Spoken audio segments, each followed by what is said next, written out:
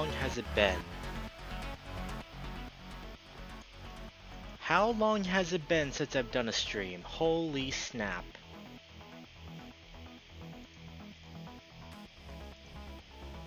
Oh man, it feels so good to be back.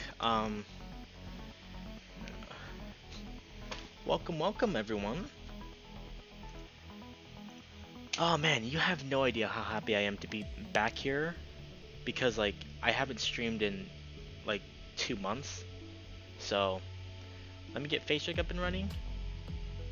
Oh thank you for the follow. Boom, boom, boom. Okay, but yeah, Facebook up and running? Apparently not. There we go. There it is. There's the blipper. Blah. Blah. Blah. Blah. Blah. Blah. Blah. Blah. Blah. See, made use of that avatar. I've always been using this avatar to kind of represent myself on here. At least until they can get like an actual reskin of this avatar. Cal, hey! Thank you so much for the host. Welcome on in. But yeah, I should probably explain as to why I haven't been streaming in like 2 months. So, let me explain. So, um, I have not been streaming because I have been getting a shit ton of work from my courses this year. So, yeah, that's been the main cause of it. Like, like back in August, I remember I promised people to stream more often, and I think that was I think the last stream I did was Lennon the Lion, like ever since August. So apologies for that. But this week I finally got some time because honestly, I have no idea what my current subjects were teaching me, so I just eyeballed it. So yeah, we're here now. So I hope they can explain why I've been gone for so long. But yeah, I'm super excited to see you all back again, especially in October. But some news that I've got for you guys is that I'm going to be DJing for the next virality on November 5th to November 7th, which is now called Virality Legends. So I don't have a specific time yet, but uh, I do believe it's going to be at 9 p.m. PST, so we'll have to wait and see. But I think I've held you guys up for long enough. Let's begin. Classic bleb. Blah. If you need your VRC avatar in VRM, let me know. A bit of a problem with that, Oshi, is that I don't actually have the avatar purchased. Wait, why can't I open up Echo? Hello? But yeah, I don't have the actual Canis model, so I'm gonna have to go and purchase that one myself at some point. I do have the textures for them, but I don't have the actual model, which I need to get.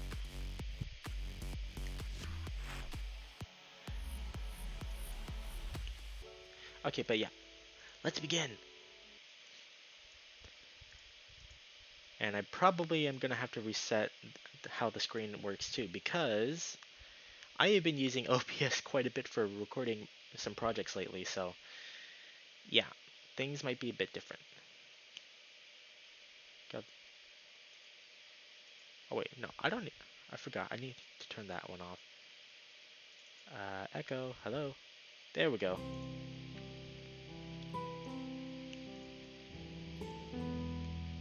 Okay, not exactly what I wanted. There we go.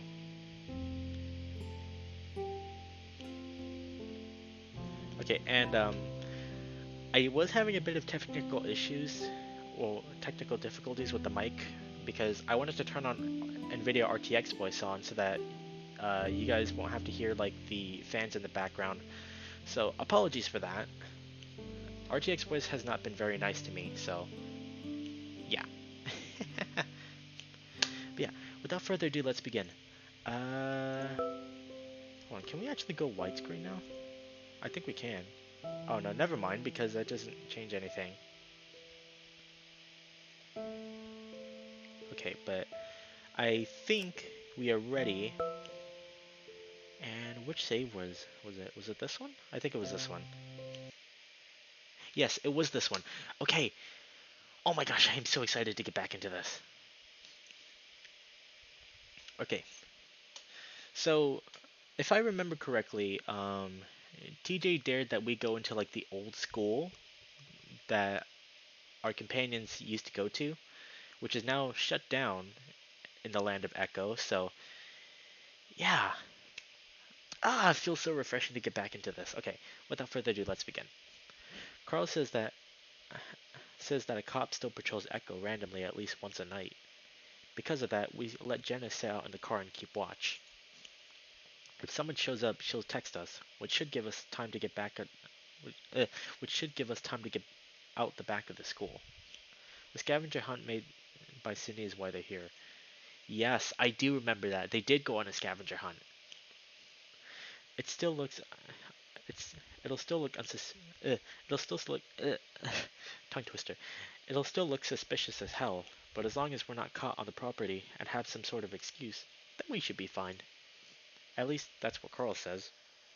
We stand there in the front of the door, and I notice that a couple chains hang loosely off the door. No lock to be found. Well, at least that hasn't changed. Carl shrugs. Teenagers break in all the time. No point in putting a lock back on every time. Carl gives the door a shove and it slides open very slowly, letting out an unearthly squeal as it does. Also, if the volume is too low for the game or if it's too high, please let me know. TJ was weirdly insistent in breaking into the school. Yeah, he was. Because that was not really in character for him to just say, let's break into the school. The three of us stand there staring into the darkness. TJ fidgets next to me. Having second thoughts? No. His voice comes out in a crackly squeak that Carl snorts at. It's it's just so dark. Nighttime has a way of doing that, my man. Good thing I changed my phone before we left. Charged my phone before we left. Carl takes out his phone from his pocket and holds it up before turning on the light. Mine's almost dead. We can share. Carl sweeps the light inside, revealing graffiti-covered walls and dirt-covered floors. Nice. I look back and see Jenna staring at us from the car. She gives me a thumbs up. I inhale deeply. Well, let's go. I take out my own phone and step inside, and TJ follows me. Carl stands next to us, spinning in a circle. Well, I mean, it's not that creepy. Okay, so the room here are the 200s. TJ points up at the doorway next to us, a small label above it reading 203. So that means we have to go up one floor. Carl sweeps his light around and points to the staircase. Shall we? I recently finished this game for the second time, so maybe I might learn some new things from this playthrough, which is cool. Yeah, and I think... Shoot. What paths did we want to go on originally? I think it was Carl, Leo, TJ, Flynn, and Jenna? Or was it the other way around? Shall we? Those things better be stable. Carl points his light up the staircase. I can see some graffiti up there. It's probably fine. You said Flynn and Jenna. Okay, I'll have to remember that. Okay, the ram leads the way, at first tentatively sitting a hoof on the first step before testing the next. Yeah, it's good. And with that, he strides up the stairs while TJ and I follow a little more hesitantly. Why don't they just demolish this place? I heard they wanted to turn it into a museum. Can't see why though. Carl shines his light on the railing, the wood rotted and broken. Hey, do you guys remember when Chase saw someone staring out the window from one of the windows? Someone staring out from one of the windows up here? Oh my gosh. Please don't talk about this right now. Do you even remember that, Chase? Yeah, actually. That was a long time ago. I hardly remembered it, but I do remember seeing a dark form in one of the shadows. One of the windows.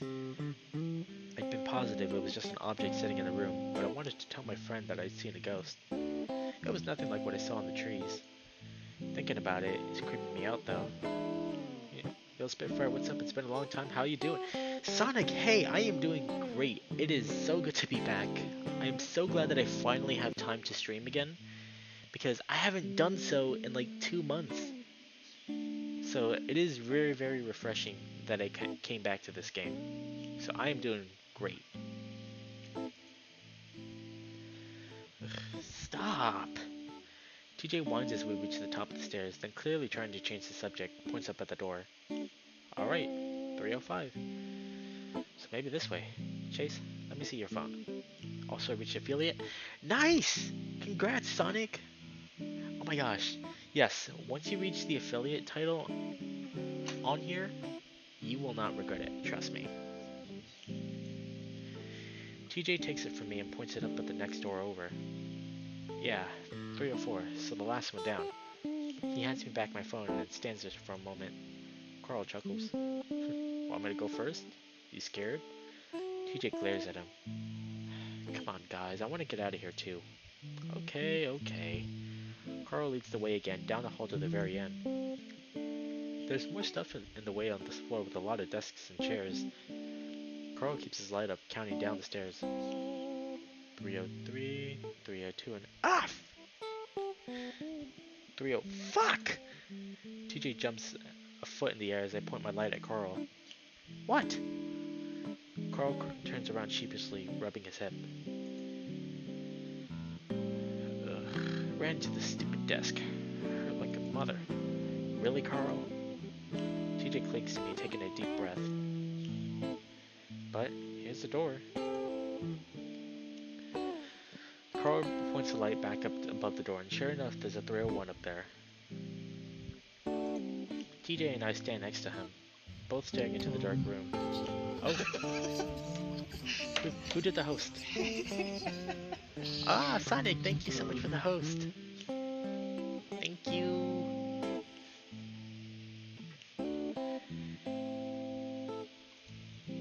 Hey, I think this might actually be the room you saw the thing staring at you from. Carl. There's a warning tone in TJ's voice. I rub my chin. Actually, yeah, I think it is. TJ sighs loudly and closes his eyes. Guys, please, can we just... Yeah! Ah! Carl thrusts his hands into TJ's side as he yells, sending TJ into a hysteric fit of screaming and grabbing onto me. I stumble as I try to keep the lynx from rending my flesh with his claws. Ow! Sorry. Shit. Ow! Carl reaches out to, I assume, and comfort TJ, but gets a backhand across the face in response. You ass! I watch the two of them with wide eyes, never having seen TJ so indignant. Carl stares back, a hand up to his cheek. Whoa. Alright, let's start looking. As if nothing bad had happened, TJ takes my phone and strides into the room, his tail twitching in irritation. Can't believe he slapped me. Carl calls after him, but gets no response. I smile, trying not to laugh, as I walk past the ram. Can you? He asks me, rubbing his cheek as he follows me in. Hey, you asked for it. Probably not the best time to be scaring him. Yeah, whatever. What the hell are we looking for anyway? I look around. Apparently he does! This is like the first time I think we've ever seen him swear. Because usually like he censors himself. From what I can see, there's not much left in the room. A few desks are pushed up against the wall, and aside from a chalkboard and a map at one end of the room, there's something else. Hey Aquos, thank you so much for the lurk. Hope you're doing well, buddy. I go over to stand by TJ at the other end of the room, looking at the desks. There's not much here, is there? TJ sweeps the light around the room, frowning. Well, not really. He points at the light at Carl, who's at the other end of the room by the chalkboard. Anything written on the chalkboard, Carl? Carl shines his light across the board, then gasps. What? It's a whole lot of dick! Carl steps to the side, pointing his light at the board, and sure enough, it's covered in countless drawings of dicks. TJ sighs. I mean, we were bound to hit a roadblock eventually. I trail off, staring at the window at the far end of the room, where I see a small looking box on the ledge. Hey, what's that? I point, and TJ shines the light over at it. A metal toolbox glints back at us. TJ immediately walks over to it, and I follow him. Carl joins us as TJ fiddles with the latches, popping them open. There's a soft creak as he lifts the lid, a tray extending out as he does. And there, sitting in the tray, is another folded piece of paper. There's no way. Yeah, that makes no sense. Why not? TJ gently picks up the note, handing me back my phone. Shine that onto this for me, please. Someone would have taken it by now. Well, they didn't, see? TJ had unfolded it, and he shows me the handwriting, the exact same we'd seen on the other two notes. I frown, but I don't say anything anymore. Maybe it did just sit here for the past 10 years. No one wanted to bother with an old-looking toolbox. But this place is broken into regularly with the whole point being to tag or take stuff. Someone definitely should have taken it by now. This is all on top of the idea that Sydney came in here as a little kid just to hide a note. Something isn't right, and I'm starting to feel uneasy. I don't have time to dwell on that though as TJ begins to read. So you went to the school. You found it with some tools. Next, go to where I sleep. It's where I keep my secrets, something Chase can't keep. Sid. It's silent for a moment as we all take that in. I feel my face flush and my fur prickle as I wonder what the hell that last line was supposed to mean. Carl and TJ don't look back at me, but I can sense that they want to. Carl is the first one to make it sound, clearing his throat. So, Sydney's bedroom maybe? That's what I'm thinking. This is a kid writing stuff, so it should be pretty straightforward. I shake my head.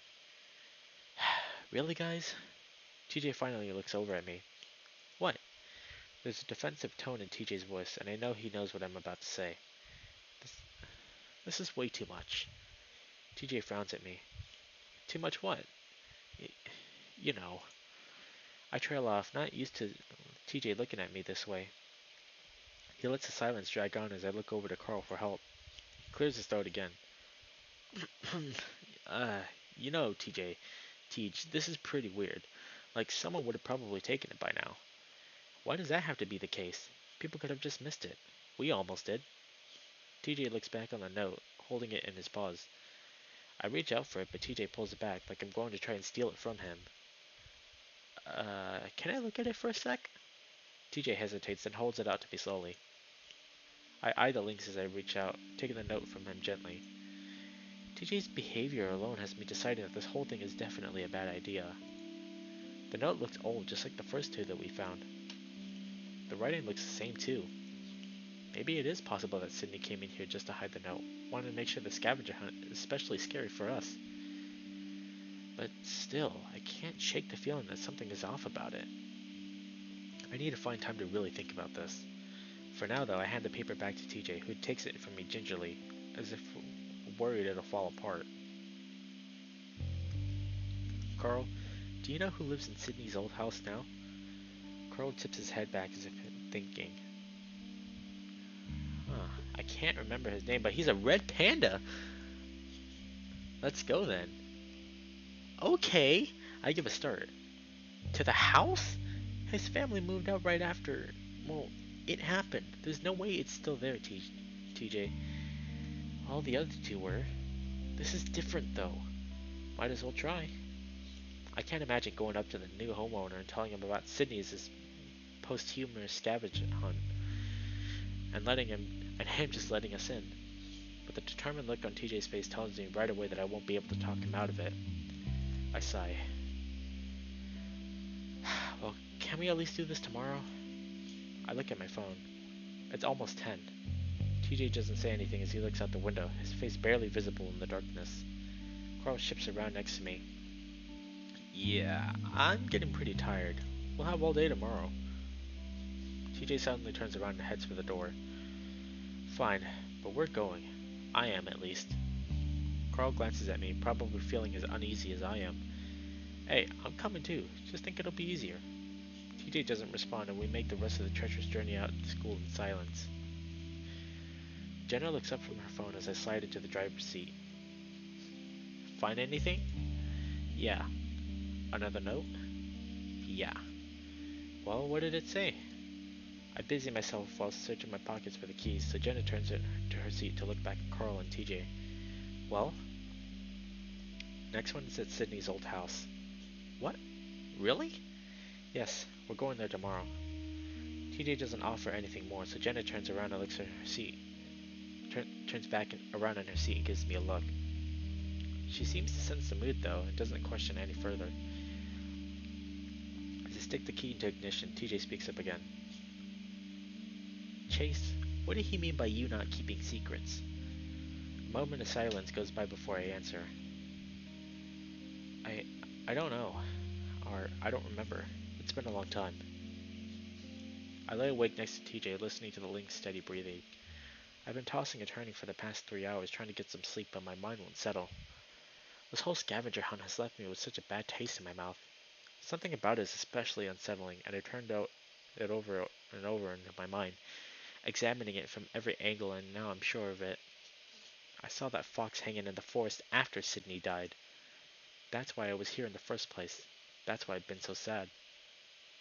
I turn over on my side, gripping my pillow in both paws as I stare at the wall, still listening to TJ's soft snoring behind me. So how the hell is any of this happening?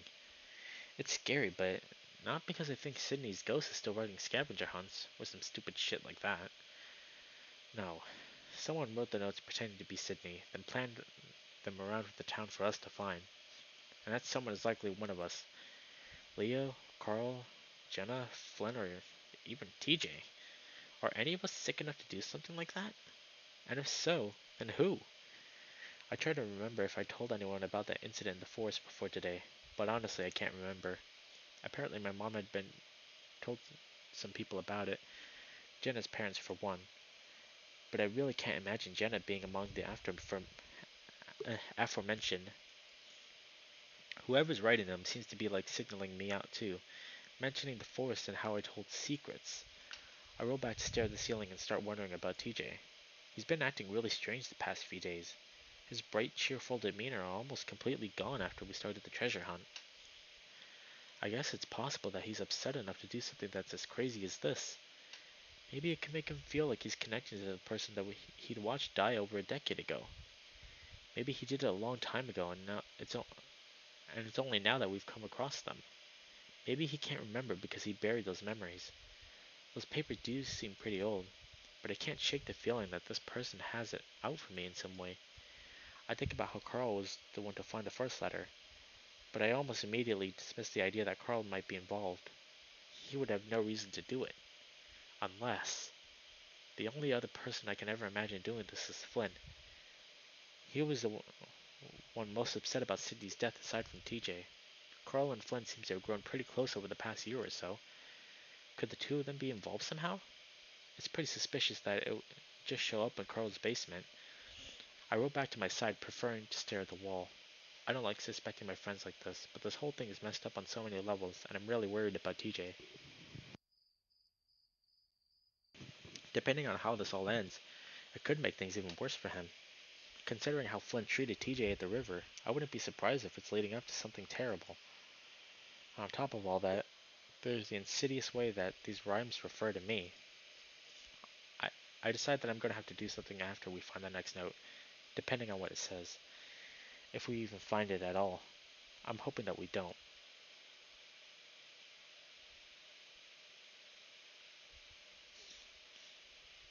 If you go in, I'll give you $1. No. $5. Look at that tongue. My tongue? My blubber? No. 10. No. You can buy like 20 candy bars with that money. I'm not going in. Alright, alright. Quit yelling. Carl and I swing side by side, synchronizing our legs so that we swing back and forth at the same time. As always, it doesn't seem to work because Carl's so much heavier than I am. The wind feels good on my fur, finally cooling me down after being out in the heat all day. Toby still sits on the slide next to us, watching us with a bored look on his face. It's my turn, Chase. In a minute. It's been like 15 minutes. Nuh-uh. Toby sighs and sits back, pouting. I look back over at the old school and smile. But if you go inside, I'll let you. No! Toby's shout seems to echo around us as I giggle. Fine, fine. We swing around a little longer, the rhythmic squeaking of the chains being the only sound. When's Sydney coming back with the popsicles? He's taking forever.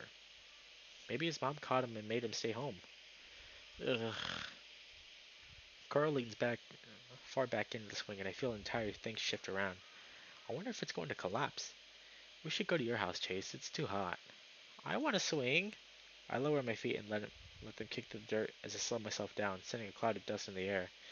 This talk about Sydney reminds me of something I'd been told about yesterday, and now that he isn't here. Hey guys, my mom told me about something about Sid yesterday. Toby's already slid down the slide and walked up next to me, holding one of the chains on the swing as he tries to push me out of the sand. Ugh, don't push me, Toby. Don't you wanna hear it? It's a secret. Oh, that's right. TJ's real name in this game is Toby, right? At least that's what I'm getting from this. It's been a while.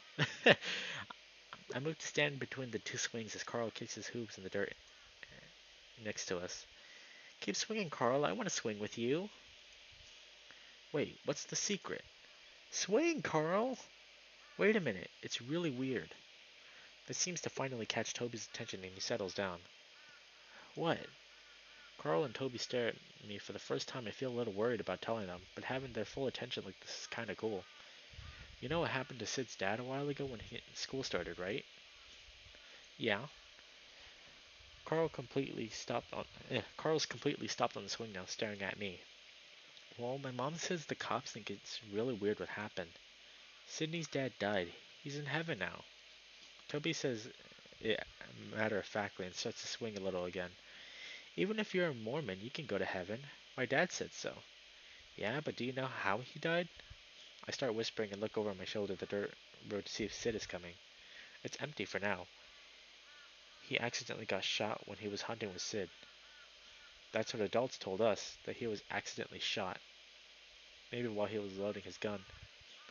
My mom said that they aren't sure if that really happened, though. What do you mean? Toby seems to have taken interest again and stopped swinging and staring at me. Well, maybe Sid did something. Carl frowns. Like Sydney did it? I mean, I don't know, but my mom said I had to be careful around him, just in case. Toby's eyes suddenly widen even more as he suddenly understands. Sydney killed his dad? Shh! Toby flinches as I grab his muzzle with one paw, squeezing it shut. You have to keep it a secret. Toby just sits there staring at me. Carl does the same. I kind of wish that I hadn't told them. They don't know though. My mom's just said to be careful. That's it. It might have been an accident.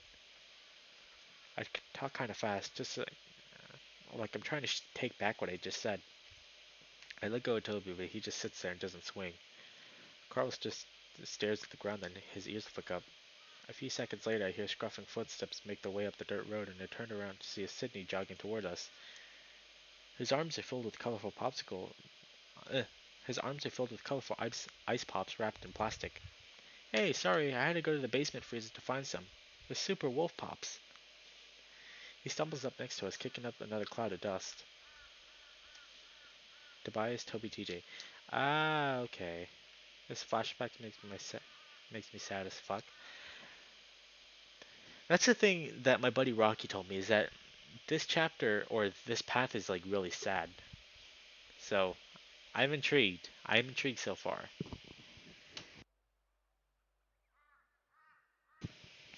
Okay. He stands there for a second, breathing heavy, sweating through his thick fur. Grab one? The three of us reach out and automatically take one of our own. Mine is partially melted already, blue liquid pooling at one end of the plastic. Sydney frowns at us. What were you guys talking about? Nothing. Carl says it almost before Sydney can finish his sentence. Sydney glares. Yeah, right. What were you saying about me?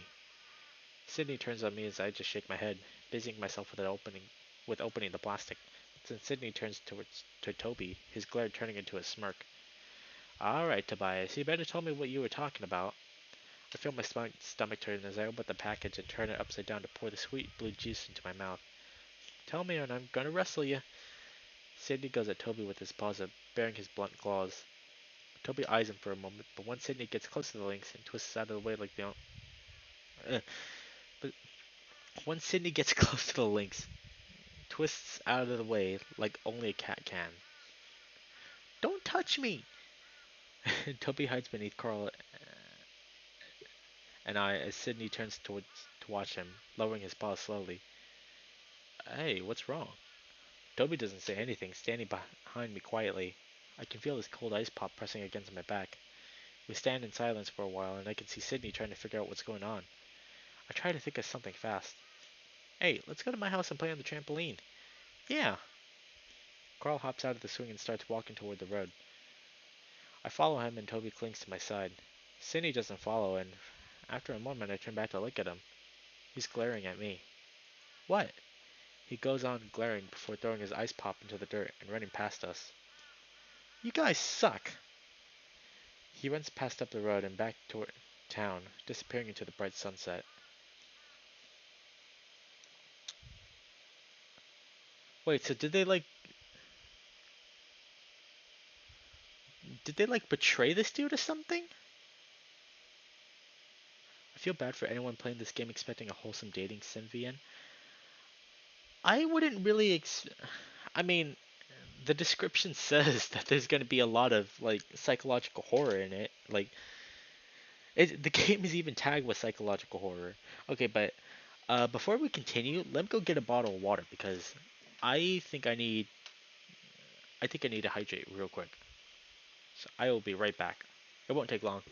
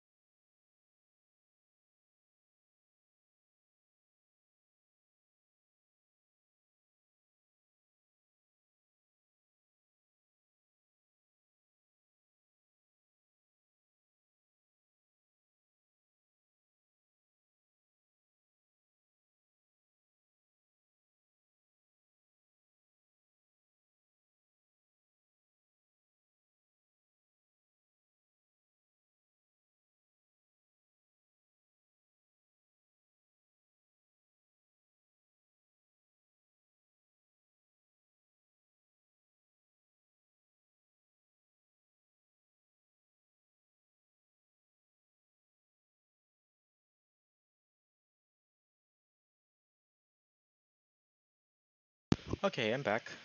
I got hydrates, so I will most likely be able to go on a lot longer without my throat killing me for talking too long. Perfect. Okay, let's continue. TJ gets up early in the morning and I fall in and out of sleep as he moves around the room quietly. The shower turns on at some point and I think I hear Jenna's voice. I fall asleep again and when I wake up next I see Jenna in the corner of the room, sitting at the little table typing away on her laptop. I stare at her groggily until she notices me. Morning. Mm, Still tired? It's almost noon. I rub my face into my pillow and groan. Guess I was up later than I thought. I forced myself to sit up. I couldn't fall asleep. Yeah, I've been having trouble too. The beds are terrible. I look around. Where's Teach? Hike. What? He went on a hike. I sit there frowning at Jenna. She types a while until she finally notices me staring and shakes her head. I don't know, he wanted to go alone. He's been asking us to go with him all week. I know, I think something's been bothering him though. Jenna pauses. Well, I know it's a scavenger hunt. Of course that's what's bothering him. I sit on the edge of my bed, rubbing my face with my paws. This was a bad idea. Jenna goes on typing. Maybe, maybe not. He really wanted to do it. I'm going to try to talk with him when he gets back, though. I stare at my feet for a moment, deciding on whether or not just to text him now. Jenna, do you think there's something weird about the treasure hunt? Jenna doesn't even look up from her screen. Of course I do. Everything about it is weird. I mean, I don't even know if Sydney put those notes there. Jenna finally looks up at me. Why not? Just everything just seems off. Who do you think put them there then? I shrug. I don't know. Jenna stares at the computer screen for a while, not typing anymore. Well, the whole reason we're doing this is because of TJ. This seems to be what he wants to do. And even if it was someone else that left him there, if it's going to help him, then I'm going to help him with it. Jenna shrugs. And in the end, all it is a treasure hunt. I'm just hoping that it ends at the house. Yeah. Jenna goes on typing, apparently done with the conversation, so I finally get up to go to the shower. Breakfast is long gone by the time I go to the lobby, and what's left is a few dried biscuits. So I opt to go to the diner instead while Jenna opts to stay in the room to finish her paper. I sit at the usual booth in the corner of the diner, half-heartedly flipping through the menu. Janice comes over to to take my order, and my short answers come to her pleasantries to keep her from being too chatty. Once I'm done ordering, I sit back and look out the window, watching the bright sun bake the hot desert below. I imagine TJ out there on the trail, trudging along the path under the 100+ degree heat. Aside from worrying about what he might be going through right now, I also worry that he might pass out in this kind of weather. I can only hope that he has the right mind to take along enough water and make sure to cool off, like he did with me. Hey Smooth23, how's it going? Welcome on in. The Blapper welcomes you, but yes, we are playing Echo today, and it's the return of me ever since like 2 months. So I am very, very happy to be back, and it's Spooktober of all months, so I am definitely going to be playing a bit more horror games, which is not something that I usually do because I'm a huge chicken at horror games. So Echo is what we're starting out with. I look down at my phone on the table again, considering whether or not I should call him. Maybe a text at least. Hey man. Then I set my phone back down and wait for a response, wondering if I might drive out the trail myself if he doesn't. That's when I sense someone move up next to the table. I look up expecting to see Janice, but I'm met with the sight of a young white deer, his clasped paws holding a folded blue apron. I blink. Oh! Wait, I forgot. Who was this? I forgot who was this. I blank on his name for a few moments and I'm left with my mouth hanging open like an idiot. Then I remember. Oh, Julian, what's up? There we go. Julian smiles. Hey there, my shift just ended and I saw you sitting here. I wait, but he doesn't go on. TJ's friend from college that works here. Yeah, it took me a second too, but I did recognize the description. Oh, I don't want to say it, but it looks like he's expecting it, and I can't really find a way out, so... Hey, you want to sit down? Yeah, sure. Julian responds quickly and slides in the booth across from me, setting his folded apron down on the table. Thanks. Yeah, no problem. I wonder if I sound a little annoyed. A part of me hopes that I do that so that he might get a hint like Janice did, but he goes on sitting there, interlocking his fingers and resting his forearms on the table. How are you today? Good. You? Julian shrugs. I've been better. This job is really starting to wear me out, you know? Yeah, I've had a few like that. While the buck seems nice enough, I don't think I've had more than 5 conversations with the guy in my entire life. He was just a regular face that I saw through middle school and high school. Part of the background. It wasn't until the last few years of high school that I noticed him and TJ hanging around. And TJ was the only reason we've ever briefly interacted. So I'm a bit confused now as to why he's suddenly taken an interest. Yeah? What sort of job do you have? Well, I'm between jobs right now. I'm going to school, but I'll probably stock shelves over the summer like I did last year. So that job wore you out? Well, no, but my fast food job did. The one I had in high school. I kind of like stacking boxes and putting stuff on shelves. See, I think food service jobs are definitely the worst, so I can see why stocking might be a little better.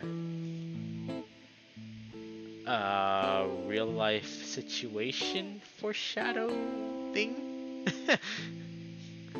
He breaks off as Janice comes back, setting down my chicken sandwich.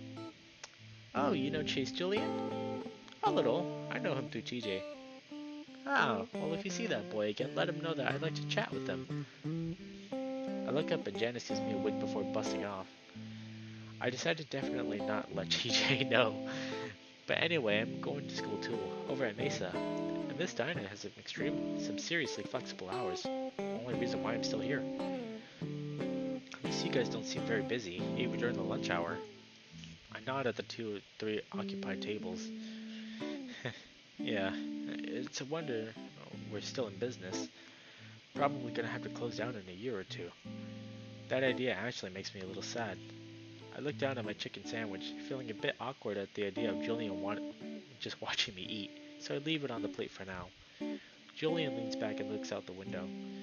So, where's TJ? I thought you two were hanging out. I get the feeling that this is the main reason why Julian is talking to me. Yeah, he went off on a hike earlier or something. I slept in. Oh, I see. You still do that a lot? I shrugged. I don't know. I mean, we've only been here about a week. He does love going on hikes, though. I mean, does he do that at CCU? I stare at Julian for a second before I realize what he's talking about. Oh, no, I don't go to CCU. I'm at Pueblo. Huh. So you guys met up here? Well, I picked him up and brought him here along with Jenna, but she goes to Pueblo as well. I know I've already said this, but Julian looks like Ned Flanders' persona. He does. He does. Wait a minute. That was another thing I saw on YouTube earlier today.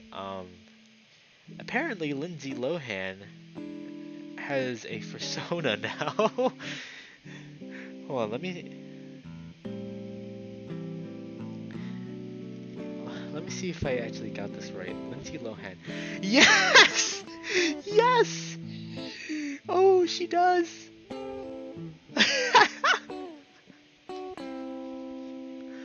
So, yeah, so... yeah, so that's an NFT thing that's going around now.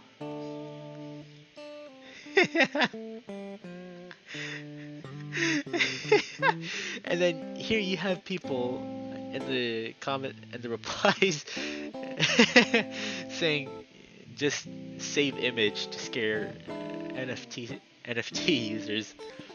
I mean, like, I'll be honest, right? NFTs are the stupidest thing ever.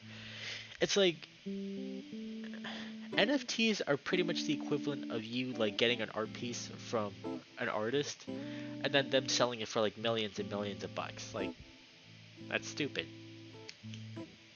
I mean, at least that's my take on it. I don't know if I'm the only one who feels that way, but let's get back into this. I grow a little frustrated at having to explain everything to this guy. All I wanted to do is to eat, then go back to the motel and wait for TJ. I see. Well, TJ was my best friend during senior year. After you and Carl left, we hung out all the time. After he left for college, we kinda lost touch. Yeah, he's not very active on social media. I'd only seen TJ post a few pictures since he started classes. A few of them were on the college soccer team, and one of them was, and one was him standing in a prayer circle along with an inspirational quote. But Julian revealing that he was TJ's best friend toward the end of high school cools my exasperation. I suppose he does have a reason to know what TJ might be up to. He was kind of depressed after graduation, so I've been a little worried about him. Depressed? That surprises me. I've never known TJ to be depressed. Sure, he's been sad before, but not outright depressed as far as I know. Maybe I don't know that much about him. I thought it might have to do with graduation, but it went on all summer. Oh, well, if you want to talk to him, then I could definitely let him know. I gesture my phone on the table. I also make a mental note to myself that I should talk to TJ too, about everything. Julian smiles. That would be great. Please do. I think he must have changed his number after leaving. Okay. I hesitate to pick up the phone to type out the brief message. I just met Julian at the diner. He'd like to have a talk with you. TJ hasn't texted me back yet. How long have you known TJ? I set the phone back down and settled back into the booth. Since he got here in like 2001, so 14 years ago? Wow, that is a long time. Yeah, it really is. You guys have always been good friends? For the most part.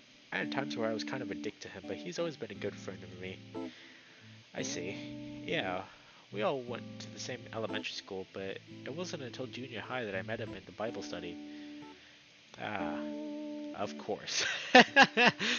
I always knew about you guys, though. The Echo Kids. Yep, that was us. The weirdos. Julian glances around before lowering his voice. It was a mean thing to say, but this town is kind of messed up. A lot of weird things happen here. I can't argue with that.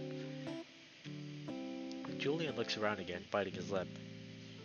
Then he lowers his voice another notch.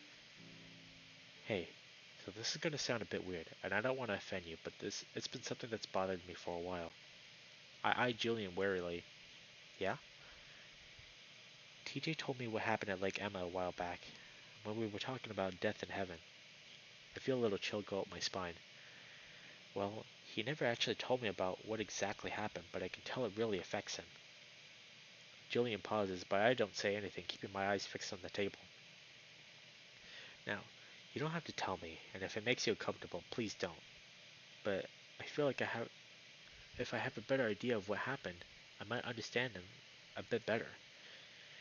Julian brings his interlocked fingers up to his chin to rest it on. I'm not going to ask him to tell me, of course. I know it was long ago, but I know you can carry stuff like that around for a long time. So if you're not okay with it, then please just let me know and I'll change the subject. I contemplate for a moment, wondering if the buck is out of line to be asking about such a thing. I decide he isn't. He's one of TJ's best friends, so in a way, he's sort of connected to it.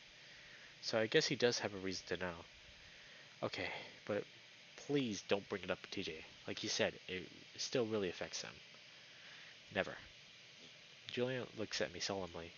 I think for a moment, gathering my thoughts. It's been a long time since I thought of the story from the beginning to end. It was around August 1st. Not. That's not a number. It was around August, I think. 2003. It's a bit hard to remember. What I do remember is that we'd all gone down to the lake to swim like we did almost every week. There's this little spot beneath the beach kind of curves in and it's mostly sand and shallow water. That's where we usually hang out and swim. Even though the water was always sort of stagnant there, it was at least safe and warm compared to the rest of the lake. I think at some point one of us wanted to go and skip rocks. We had to go further up to the shore to do that, and TJ was more interested in building sandcastles, so he stayed behind while the rest of us went up to the beach to find rocks. When you go up that far, you can't really see that spot anymore, so I'm not completely sure what happened. I vaguely remember looking back at TJ as we went up to the beach. The lynx bending over his castle, the back of his wet swim trunks covered in sand from when he sat down. Sydney went with us. I at least remember that, but while we were skipping rocks, he just sort of disappeared. I glanced up at Julian for a moment and I see him listening attentively before I looked back down at the table. Anyway, we heard some splashing and some shouting from TJ. We all ran up to the beach to see Sydney floating out in the lake. I swam out there and got to him. It was too late though. I don't mean to mention the part where TJ was crouched in 3 feet of water, staring at Sydney's body floating 20 feet away from him. I don't tell him that TJ's explanation for what happened always amounted to Sydney stepping out too far into the water. That maybe the current knocked him off balance and pulled him in. How he'd even said that, it almost looked like an invisible shark had grabbed Sid and pulled him out. How none of it makes any sense at all. None of us are sure what happened. It seems to be enough for Julian though as he shakes his head. I'm very, very sorry to hear that, but thank you for telling me. All I knew was that a friend of his drowned in the lake. He didn't tell me how close he was to it. it makes sense that eh, it makes sense why that would still deeply affect him. No problem. I realized that Julian is probably the first person that I'd ever told the story to outside of Echo. I also realized it wasn't hard at all to do. I suppose it's easier to tell someone who wasn't related to the incident, as someone that has no connection to the raw horror of that day. That and a lot of time had passed. Maybe I just got over it without even knowing. But, yeah, Echo is a crazy place. You know about that mass hysteria thing that happened 100 years ago? This place is still kind of famous for that. Almost all the paranormal podcasts I listen to have an episode on it. My heart skips a beat as I suddenly remember my project. I cover my face with my paws.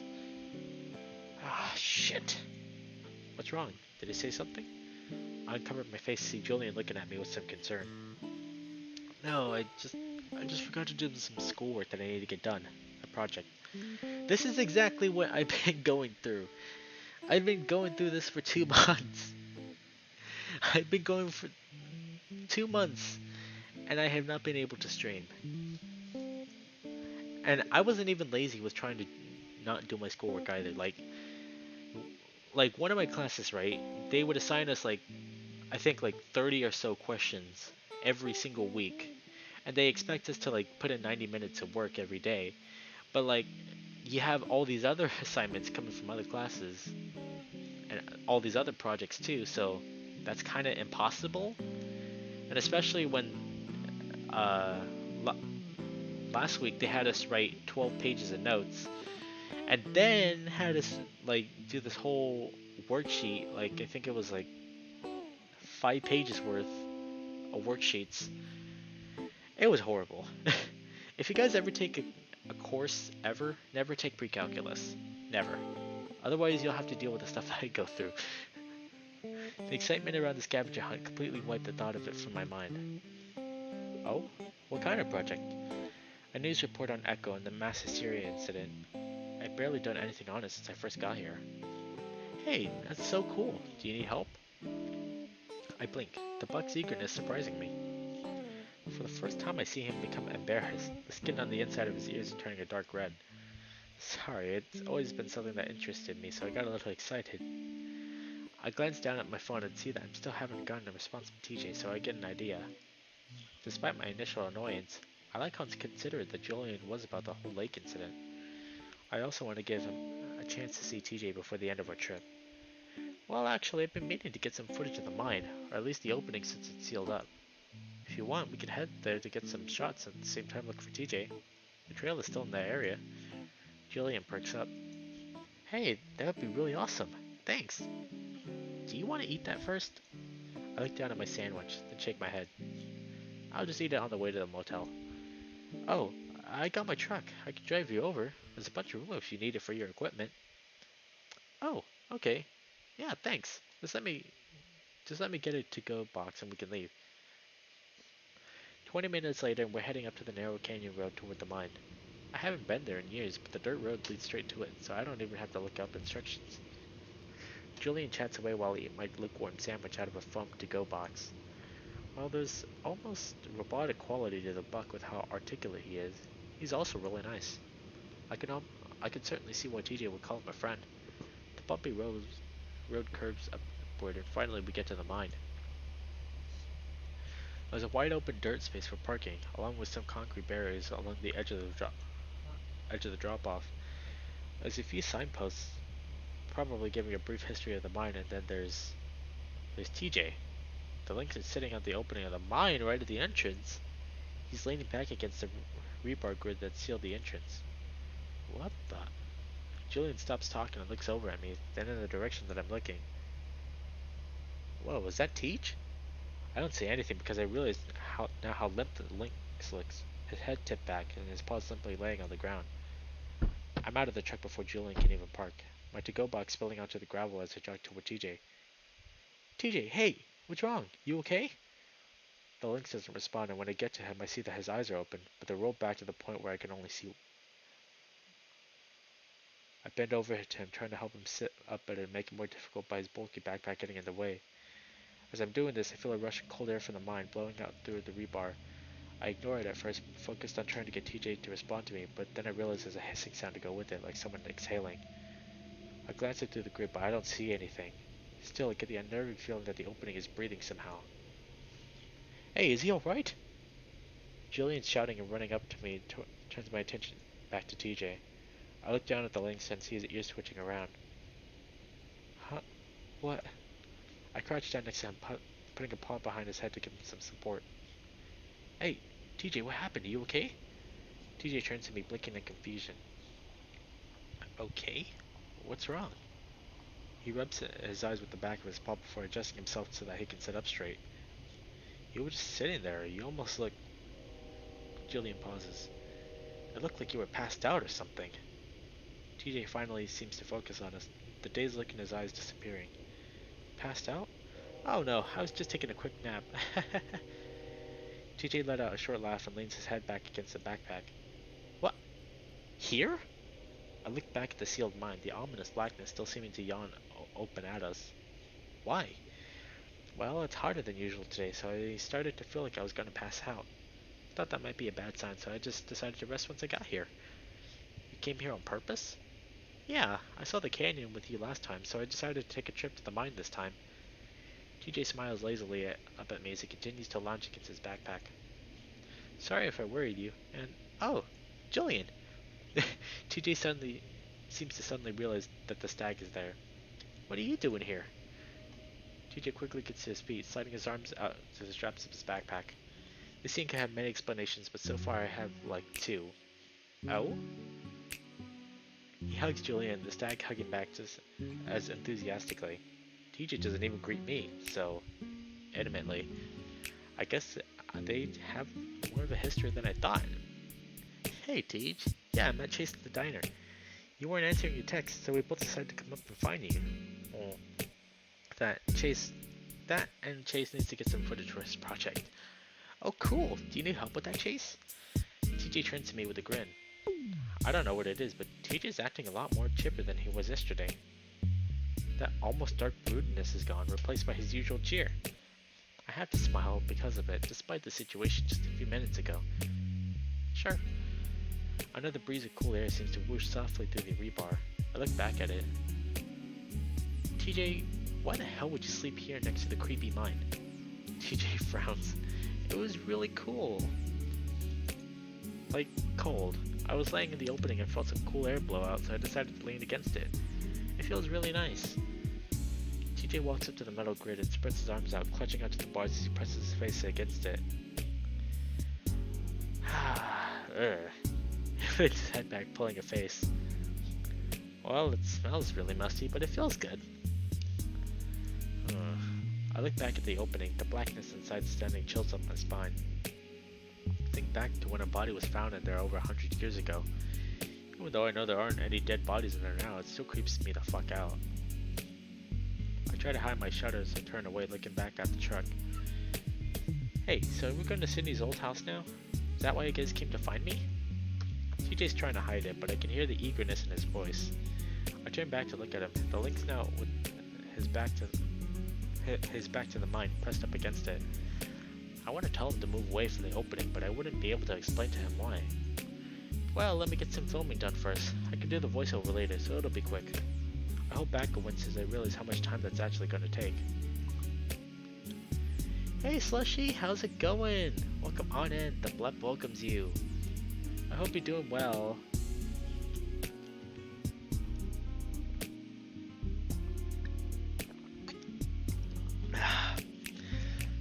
Oh man, nothing like a big gulp of water to help you out on your virtual novel readings. Good, recently got a PS5. Nice! PS5s are a bit hard to get nowadays.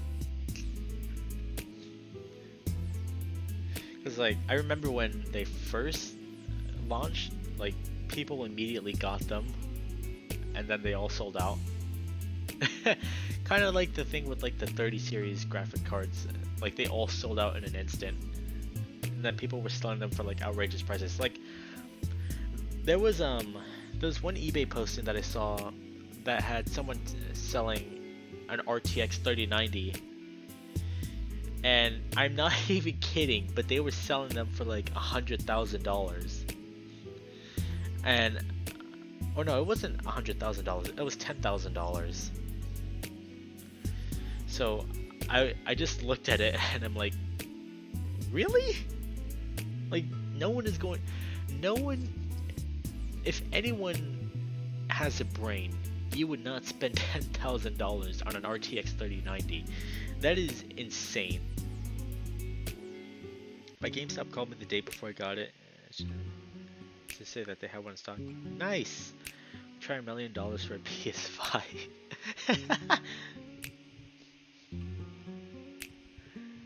By the way, I know this is unrelated to the topic that we're talking about now, or the novel, but this year I am gonna try to get VR. My buddy Wolfgang Cerebus, you might know him as like one of the first shooters with like rose petals and everything, but he actually showed me this cool site called OfferUp where they actually had the headset that I'm looking at. It's the Oculus Rift S, which they don't make anymore, and there's people selling them for like $250, which is a very good price since they sell for like $400 to $600. So I'm gonna see if I can probably get that somewhere along this year, and of course a better system to run it on too. But without further ado, let's get right back into it. My project is gonna be shit at this point, so I can't avoid that. You got your Rift S? Nice! Like, the reason why I want a Rift S is because I've seen a lot of reviews on it, and people are saying that it is really good for VR chat, and there was my buddy Huskus also told me that a Rift S is also very good for VR chat. So yeah, that's a thing. I just need to make it the least shit I can. Oh, yeah, sorry. TJ laughs nervously, then looks away. Sorry, I'm just a little loopy from my nap. You guys really surprised me. It's okay, I'm gonna go get my equipment really quick, alright? What major issues the mic? Oh no, wait, what's wrong with the mic on that one?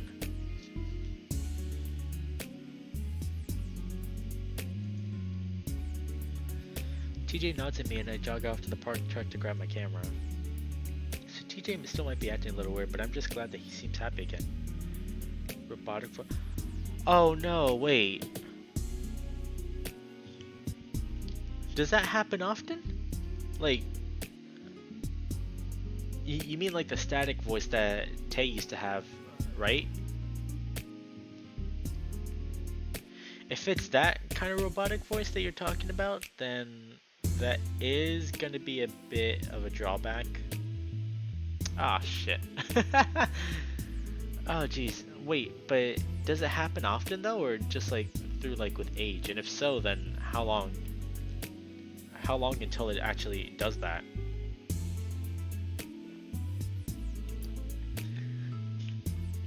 Because I think what I could do, or no, I can't do that because no, that won't work.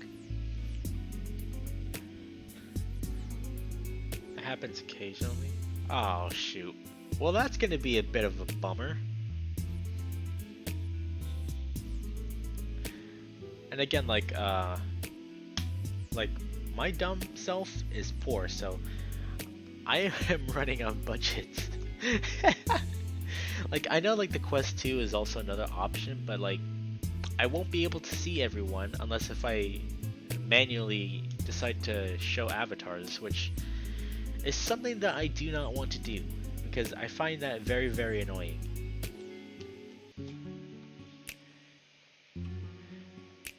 I would suggest to get a mod mic from Antion Audio. Wait, hold on a minute. I'm actually gonna Google this right now.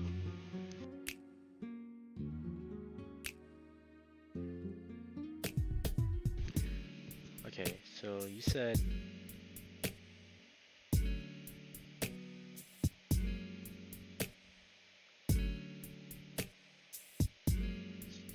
the same mic that Tay has?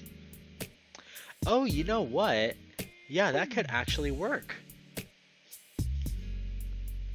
Yeah, okay, so I'm definitely gonna have to save that for future reference. I think if I end up getting like any sort of VR set, hopefully the Rift S. Hopefully the Rift S. Then yeah, then I'll definitely be looking up that mic as well. And hey Rocky, how's it going? Welcome on in. The Blep welcomes you. And I am actually doing great. We are continuing our little story with TJ. Our little story with TJ and Julian. But I'm so glad to be back after 2 months. But yeah, I've held up you guys for long enough. Let's keep going. Seeing him the way that he was last night was a little unnerving to see. Wait, I think I already read that line. I'm stupid. I scoop up my camera bag from the bed of the truck and I head back, slowing down to the walk as the heat is already starting to catch up with me. How TJ was able to go on a several hour long hike is absurd to me. I won't say long because this is my least favorite route. Come on, Rocky! You promised! You promised to watch! It almost seems foolish. Hey, I'm not cute. Not cute and it never will be. I finished both Ratchet and Clank games. Oh, cool! I've actually seen like a few cutscenes of Ratchet and Clank and it actually looks very good.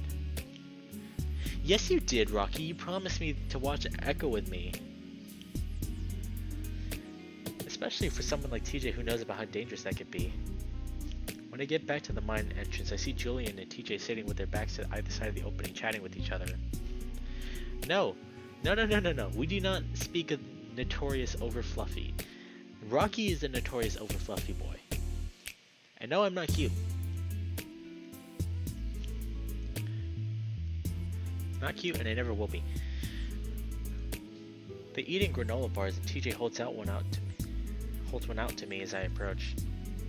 Thanks. Hey, TJ? Huh? TJ looks up at me innocently. If you go on a hike again, be sure to bring me next time, okay? I don't think you should be alone out here. Oh, yeah, sure. His ears droop a little, a small frown on his face. I just don't want you to get hurt, you know?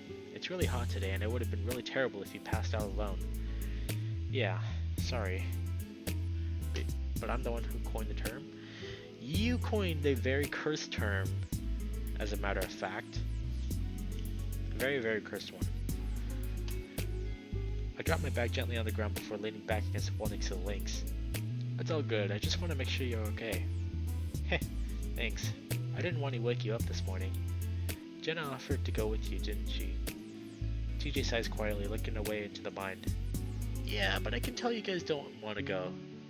I just don't want to ruin this trip for you more than I've already done. Ah! Hey! You heckin' boop. You know what? I'm gonna boop you back for that. I'm gonna boop you back.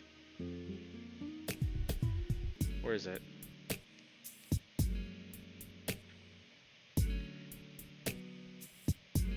There we go.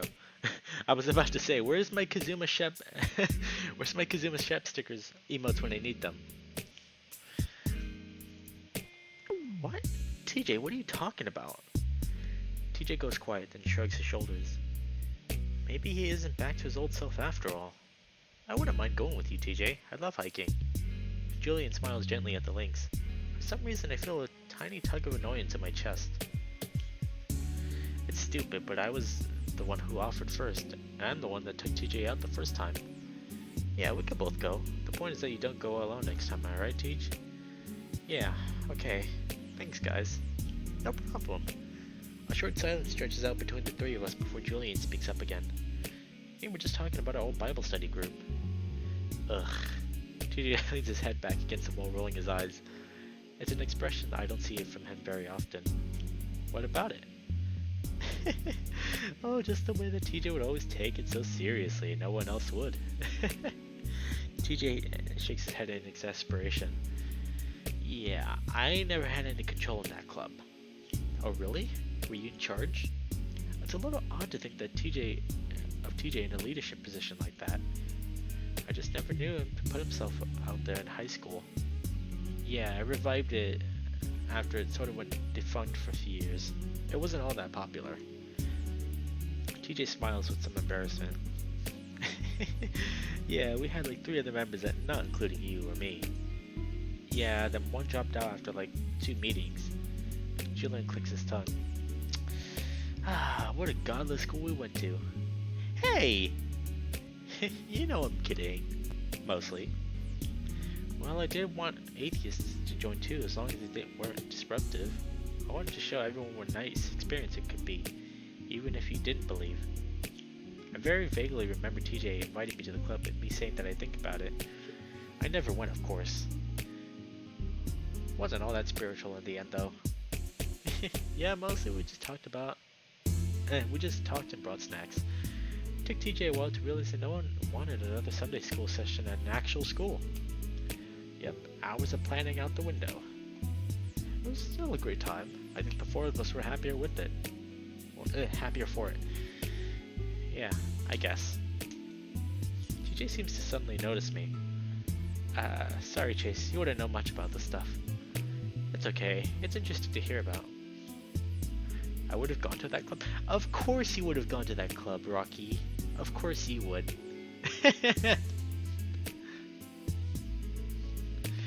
It's okay. Oh wait, I read the line already. You see what I mean? I'm stupid. Again, I get the little twinge of jealousy, even though I know it's not fair. I chose not to show up, probably using that time to go home and hang out with Leo. Leo! That's a name we haven't heard in a while. And definitely a path that I don't think I want to replay. That was horrible. Leo's path was horrible. You didn't miss much, just discussions about movies and watching movies too. Ugh, they couldn't even be religiously themed. Thank God. Hey! I laugh at how indignant TJ is. Well, I'm glad you had a good time at least. I came away thinking the whole thing was a failure. I mean, if you're talking about Rocky, Cal, then yeah, he is stupidly cute. If you're talking about TJ and Julian, then yeah, they're stupidly cute too. I think I remember you mentioning that you wish your friend here would have shown up. I don't really remember. Of course you do, you said it all the time. TJ's ears flattened and turned red. Who? Me? Yup. Julian grins as TJ tries to look away. While the situation is kind of funny, now I feel even worse about not ever showing up. Sorry Tej, you know it was high school and all. Yeah, I understand, don't worry about it. Horrible as in poorly written, or are you talking about how it made you feel? How it made me feel, and the way how like the ending with Leo's route, that was horrible. Like Leo's route was absolutely horrifying. Like there was just so much disgusting stuff in there, in a good way. Like there was just so much disgusting material in there. And like, the bad ending for Leo was absolutely horrifying. Like, I don't ever want to replay that again. That was horrible. So did you start another club at your new school? TJ smirks. It's a Christian school, so there's like 50 clubs about religion. Oh, are you a member of any of them? A few. Which ones? A singles club. Singles? As in finding a date? Sure. He looks away again. It's hilarious how bashful he is about this stuff. He's in college. All of this should be natural to talk about, but not with TJ. I really like both of Leo's endings. I like the good ending better. The bad ending was just really horrifying. Because the same legend that happened there with Leo in the bad ending is exactly what happened with Chase, and I think just the way how it pictured that in your mind. Ugh. Ugh. You meet anyone? They are both well written. Yes, they are very well written. Do not get me wrong. They are very well written. Because like the second when I understood what was going on after when that happened, it's like I was just in complete shock because I couldn't believe it. Hey Chase, don't you have to film some stuff? He looks back at me with a frown. Whoa, just asking. Julian chuckles quietly. I bend down and start pulling out my equipment, deciding that a few long shots with the tripod should be enough. As I'm extending out the legs, Julian asks TJ about the hike. So, was it fun? TJ shrugs, finishing the last of his granola bar and brushing his paws together to get rid of the crumbs. It was okay. It was really quiet. I wince as one of my pads get pinched between the metal. Kinda creepy, to be honest. I would like it if you two went along sometime, if I do it again. Hey, of course. Yeah, definitely. Over the next 20 minutes, I set up the camera in 3 different spots, getting about 1 minute of film for each. TJ and Julian sit in the truck while I do, and whenever I glance at them, they seem to be animatedly chatting and laughing. Once I'm done, I sigh and quickly snap the legs back down to the bag along with the camera. I see my to-go box in the dirt and consider picking it up, but I don't. I drop the bag into the truck again before hopping into the passenger seat, leaving TJ to sit between the two of us. They go quiet as we start pulling out onto the dirt road. So, what were you guys talking about? Not much, just about high school. TJ nods. I get it, I'm starting to feel a little left out between these two, kind of like a third wheel. So, what's the plan now? Well, we thought we'd go to the house now, after we pick up Jenna and Carl. Oops. Alright. We drive in silence a little while, and for some reason I start to wish that I was sitting in the middle. The way Julian keeps turning the wheel forces his elbow to brush up against TJ's side, and I force myself to look away, wondering what the fuck is that I'm thinking. Driving in silence. Hey, Pixie, how's it going? Welcome on in. The Blap welcomes you. But, I mean, yeah, in a way. Oh, we got a follow. Pixie, thank you for joining us. Thank you for the follow. But yeah, how are you doing, man? It is really, really good to see you after like 2 months of me not streaming. Yeah, if someone could stomach this game, this game, I usually recommend they play it again since a lot of shit goes over your head and more in the first playthrough. More novels, yes. Echo is the very first game that we're starting out with. So yeah, this game is an absolute like treasure of a game. This game has been in development for 5 years, right? And it finished in April 1st of 2021. So this is like incredible with how far the game has gone. I've actually looked through the older builds on YouTube and then seeing like some scenes and sprites that were never there. This game evolved a lot. But let's get back to it. I'm treating TJ like he's something that belongs to me. We only hung out recently over the course of this week. I barely talked to him the past 2 years. I force myself to look ahead, out the windshield. Then TJ's phone buzzes and my eyes naturally go to the screen as the link swipe whips it out. I see the name Flynn, then the message underneath it. I only have time to see a few words. You know, his fucking tell me. TJ jerks his phone back down and I look away as I feel the link's eyes on my face. I wonder if he saw me looking. I'm sure he did. That doesn't really seem to matter though, because now I'm wondering what the fuck Flynn thinks he's doing. They've been staying away from each other after the past few days obviously, but I guess Flynn found another way to get to TJ. What the fuck does he think he's doing? I feel myself getting angry. I don't exactly know what the lizard is saying to TJ, but judging by what I saw, it's definitely not good. I make a mental note to ask TJ about it tonight. If he won't tell me, I'll let Leo know. He'll do something about it. We all walk up to the sidewalk to the old ranch-style house. It's been a long, long time since I've seen this place. Even longer since I've walked on this path. Sydney's house is up the gravel road behind the forest. It's a bit of an odd spot, secluded from the rest of the town. It was all the better for us, I guess. It's nice to not be reminded of what happened. Guys, I don't know about this. You think he's just gonna let us in? What else can we do? Maybe Sydney didn't mean his room? Where else would he sleep? I don't know. I mean, he'd nap in random places if I remember right. Like, he slept on my couch even. Stop it, Chase. You know that's not what he meant. Well, who knows? I do. I know where it is. The dark edge to TJ's voice is creeping in again. I suppose there's no harm in asking. You can't deny that. It's a little weird for 5 young adults to show up at the door asking to be let in. We don't have much of a choice though, do we?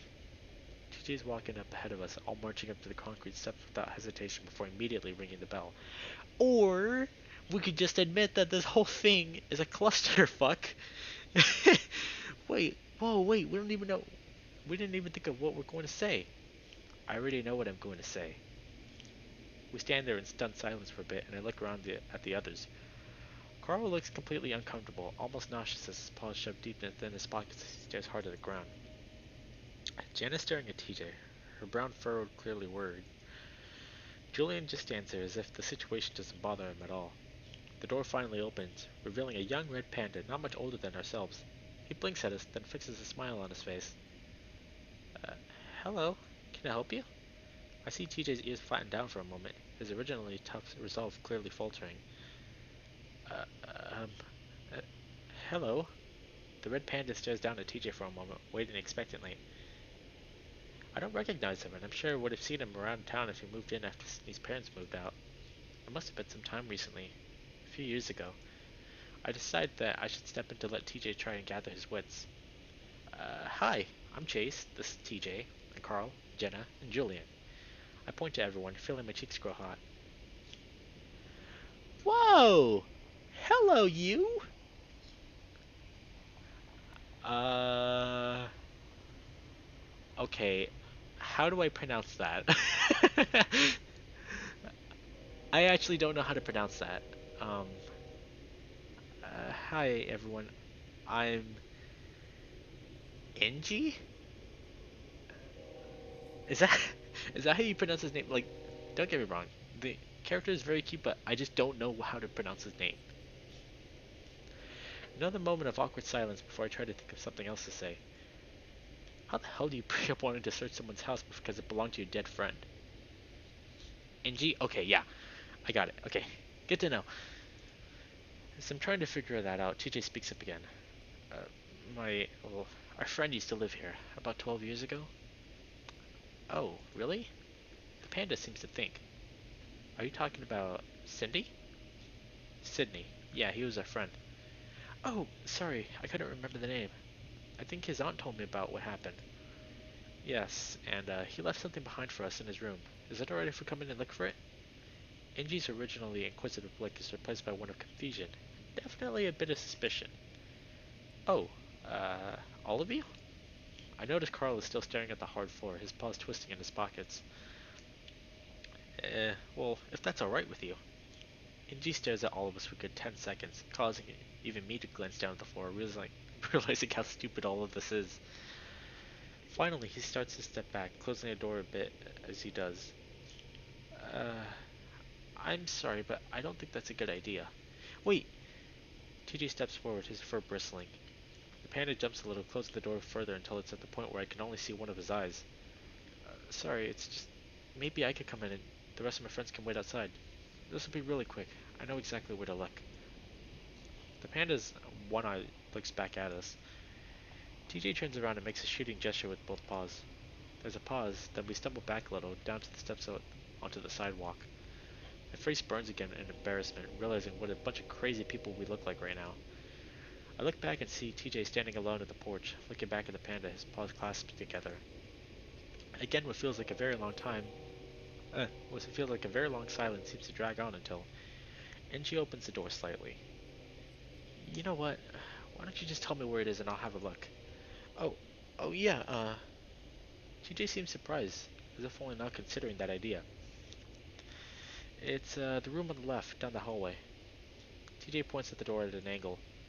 In the closet, in the back corner. It might be in a box. Inji's facial expression mirrors mine as I frown. A box in a closet sitting there for over a decade? Alright, I'll have a look. Inji disappears behind the door and I hear a deadbolt slide into place. We stand there in silence for a while before Carl breaks it. Dude, he's calling the police. No, he's not. I would imagine that he would call the police. Hey, Autocar, how's it going? Welcome on into Blap welcomes you. We are playing Echo, furry visual novel, psychological horror. Um, this game was in development for 5 years and it finished this year, and we are continuing on the third path out of the five. So, yeah. And hello, you. Hello there, hot. Oh wait, I'm stupid. I just realized you changed your name. How's it going, hot? It's good to see ya. 100% of this is sketchy. Yeah, pay attention to the way TJ is acting. Yeah, TJ has been acting very, very, very sus. Like, even I don't trust him at this point.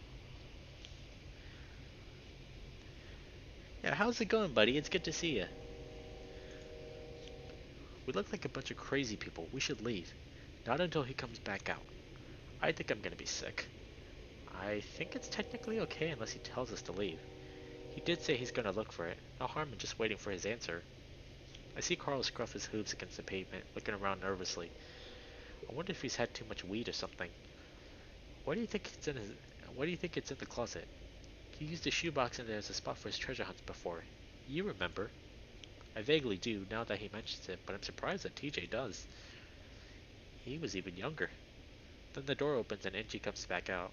His facial expression is completely different now. It's one of amazement and disbelief, but what's in his paws that catches my attention.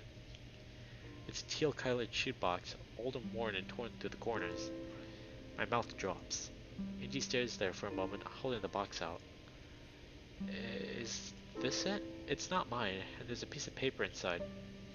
TJ's paws shake as he reaches out to take the box, lifting the lid to look inside. It was in the spot that you said. I've never seen that before. I feel my stomach twist, more dismayed than anything that he found something. Do you not use that closet? It's a bit of an odd question, but I want to know how the hell he might have missed it. Angie shakes his head. No, not really. It's mostly a storage room right now. I think I've opened it a few times and put some boxes on the shelf, but I can't really remember. Did you not look inside when you first moved in? Angie looks back at me, and so does TJ over his shoulder. I guess now I'm sounding like the crazy person. Well, I can't really remember. It was a couple of years ago. I had family help me move them in, so maybe they just thought it was mine if they saw it. I want to ask more, but I bite my lip, not wanting to seem more as frustrated and suspicious as I am. It's definitely something that I could have missed. I found a few things in the crawl space from the last family. Who lived here before you, if you don't mind me asking? Angie leans against the doorway, his arms folded, looking a bit more relaxed now. It was the family you were talking about, I think. The Bronsons? Yes. TJ's still looking down at the box, having not taken out a note. Yep. The woman who lived here moved out after what happened, but then her sister moved in. She told me about what happened when I bought the place. Angie looks down at the box that TJ is still holding. Do you know what he left you? How did you know to find it? It's an old scavenger hunt that we found. They told us to come here. Like something that he left behind? Yeah. Wow, well, I'm really sorry about what happened to your friend. You must have been children at the time. No one says anything, so I nod for him. I'm sorry. Also sorry for being so suspicious when you guys showed up. I thought I caught someone trying to break in a few days back. I can't be too careful. Hey, don't worry about it. That's completely understandable. Angie nods, then shifts around. Are you a big horror frantic? I've been getting into a bit more psychological horror nowadays. Like, I think the very first game that I played, because, my buddy Rocky told me to play Doki Doki Literature Club. That messed with my head a lot. And then he told me about Echo, and then I started playing Echo, and then I've been going absolutely nuts over this game too, but I'm not really that big into horror games, but there are a few instances where I will play horror games. You know what? That actually reminds me. We've never completed the Joy of Creation story mode yet. And I did that like I think like last year. I think we might need to play that again. But it's gonna be hard for me because I'm gonna have to learn all the mechanics again. It's that month. Perfect time for Echo though. The Joy of Creation. Nice, nice one. But yeah, Joy of Creation is think of it as Five Nights at Freddy's, but like on steroids, right? And that game released like years ago for free. And the graphics on that game, like even though I couldn't run it on stream properly, the graphics are very, very good. You ever watch Sears Haunting of Hell House? I don't think I have, to be honest.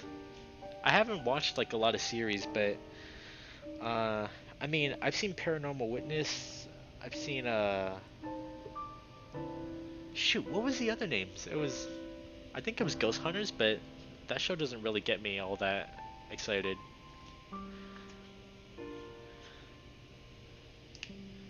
That's a major psycho horror. It doesn't really follow the predictable horror tropes, which is why I love it so much.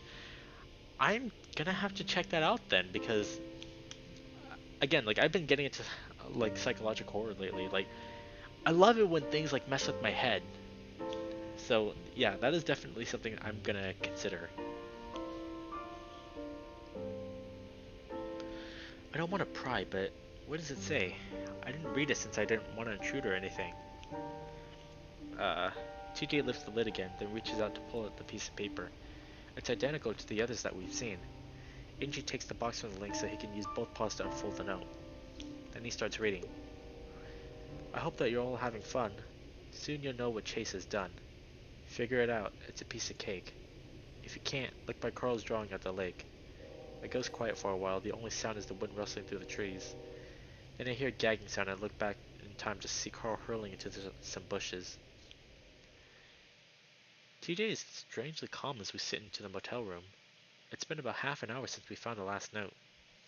After Carl lost his lunch in the bushes, Julian drove him back home and we had to put the scavenger hunt on hold. TJ wants us all to be there for it. Yeah, cause like the first few notes were just like they were just like, hey, this is a fun scavenger hunt. This is something I made for all of you guys, and just doing some random banter. But now it just seems like whoever's writing this, or if this was Sydney writing this, then he is going out on Chase for something. I think it was because of that little storyline that we got, or Chase didn't tell him what he talked about, or he found out what Chase talked about, or Chase framed him for something. I don't know. I genuinely don't know. Julian is still with us, and I keep wondering when the hell he's gonna get home. He's he's just joined our little group today, and TJ acts like he needs to be a part of this for some reason. He barely even knew Sydney, but that doesn't really matter. This whole thing is so ridiculous. It's so obvious that Sydney has nothing to do with the scavenger hunt. Someone's planning these damn notes, and they have it out for me. I sit with my back against the headboard of the bed, staring at my legs as TJ tries to defend the whole thing. If it's really bothering you, Chase, then you don't have to come. I bristle a bit. You're insisting everyone else go. Why not me? I force myself not to look over at Julian. I do want you to come, but you're so angry. I've never seen you like this. Oh, I have. We all have. Chase is just acting like his old self now. Jenna sits in the corner on her laptop as usual, smirking. It pisses me the fuck off. Listen, whoever's writing these has it out for me. Look at what the last one said. Sydney wrote them, and he always kind of teased you. It's just like him. I go quiet, looking away with a glare. What do you think the clues are implying about you, Chase? I think for a moment, but it's hard with all the anger that keeps threatening to bubble to the surface. I don't know. I just don't like the sound of it, honestly. I try to think of the right way to word what I'm going to say. If you respect me, you see that and stop this stupid hunt. It goes quiet for a moment, then Julian stands up. Hey, I'm gonna head out. Let me know what you guys decide to do tomorrow. I got the whole day off. Oh, okay, man. Hey, thanks so much for coming with us. TJ gives his dad a side hug, and I try to keep myself from bristling. Once Julian leaves the door, TJ sits on the foot of the bed looking at me. Look, I completely respect you, Chase, but I think that these are from Sydney. He's just teasing you. I don't say anything, choosing to look at the wall, feeling more unnerved by my own emotions than anything else. I don't feel like myself at all. I know I asked you this morning, but if you think someone else is doing, then who could it be? Jenna crosses her arms, looking at me earnestly. I sit there quietly for a moment, debating on whether or not I should tell them. I decide I have to, since neither of the others seems to see it. I honestly think it's Flynn. What? I think it's Flynn and Carl. They're doing this whole thing. You can't be serious. Who else? Carl is the one that found the first note, and I think Flynn gave it to him. The looks on Jenna and TJ's faces make me look away again. Am I going crazy? Chase, that's crazy, I know, but you saw how Carl was acting today, how nervous he was. He even threw up. Carl does that sometimes. Ugh. I slide my legs off the bed and let them hang over the side, fully facing the wall now. I know how Flynn was back at the river, but even he wouldn't do that. I look back at TJ with a glare. What about those texts he's been sending you? What? TJ's paws flies to his pocket, a shocked look in his face. Jenna looks between us. What? Flynn sent TJ a text swearing at him, and I think he's been messaging you this whole time. TJ's quiet, just staring at me. TJ, is that true? TJ stares at the floor for a moment before finally looking up, his voice oddly calm. Yeah, well, he's angry. Of course he would be, but he has no reason to be writing the scavenger hunt. Flynn would never do that. You sure about that? TJ glares back at me, and now I can tell I've made him angry. Yes. Why would he do it in the first place? I don't have to think hard on that one. To hurt TJ, ruin a friendship by making up lies about me, be a complete dick, take your pick. That's absolutely ridiculous. I don't say anything, choosing to glare at the wall. Jenna looks between us again and shakes her head. Alright, that's enough of this. Neither of you are going to act like yourselves, so I think it's best that we head to bed, alright? Whatever. I slide into the bed on my side, still staring at the wall, listening as TJ gets up and goes into the bathroom. Jenna goes on typing on her computer. I lay there quietly, deciding that I'm going to have to do something to stop this. Sneaking out of the motel room is probably the hardest part. I know that if they catch me at any point, it's over. At about 3 a.m. I slide out of bed, listening to TJ snores and watching Jenna's unmoving form curl up on the bed in front of me. Quietly, I dig around in my bag for my keys, slip out the door into the night. I grit my teeth as my car starts up, imagining TJ or Jenna pulling me back the curtains and seeing me sitting in the car. I've got excuses. I'm sick, I had to drive to the emergency room, or even that I couldn't sleep and wanted to get a snack somewhere. They're all suspicious, but that should be enough to cover my ass if things go south. I drive along the quiet road, my surroundings almost black as the moon has set. It takes me a moment to find the side road that will take me to shore. Once I do, I see one. One lonely orange light glaring into the middle of the parking lot. I park away from at the edge of the lot. It's dark here. I sit in the car for a while, wondering what I'm doing, wondering what the fuck I'm gonna do. But something drives me, a feeling that if I don't do this, then the rest of my life is going to be ruined. I can't let that happen. I open the door and quickly get out. I pull out my phone and turn on the light, finding the small dirt trail that leads out into the inky blackness. The air's so cool and I can smell the lake. Pretty soon I can hear it too. The desolate sounds of the waves running against the thin strip of the shore. It's peaceful, but at the same time it terrifies me, and for a moment I feel like the lake is one giant living thing. It dwarfs me with its presence, a giant all-knowing thing. Whoa! Hello? Fox? Fox, hello?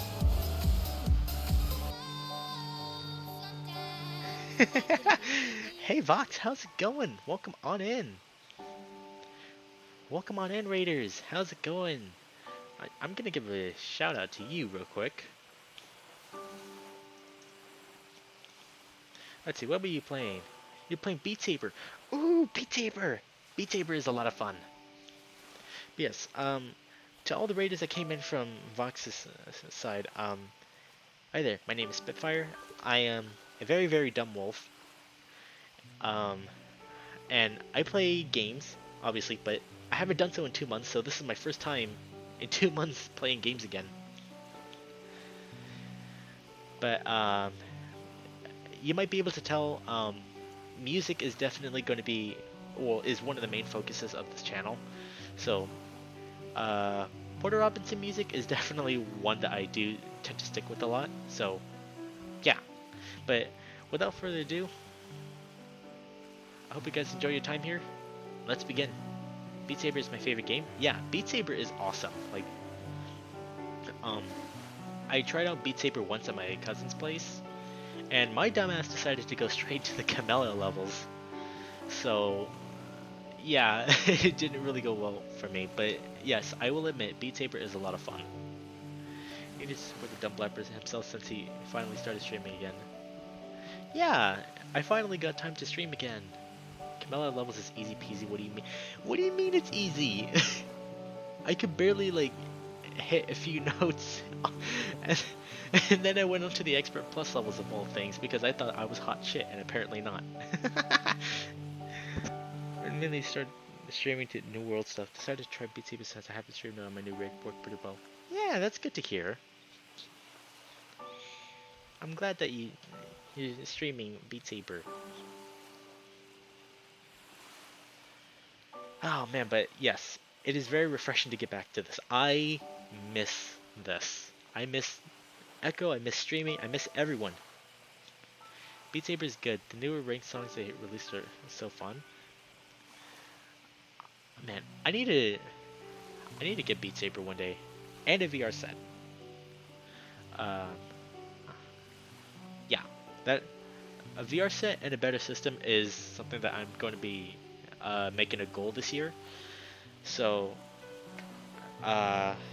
hopefully I'll be able to get VR this year, and if not, then maybe like early next year, and then uh, of course a better system so that both my streams and VR chat interactions and possibly VR game interactions will be a lot smoother. Ah, come on, Vox! I want to see the wolf vibe and dance to music as he's beating notes with sabers.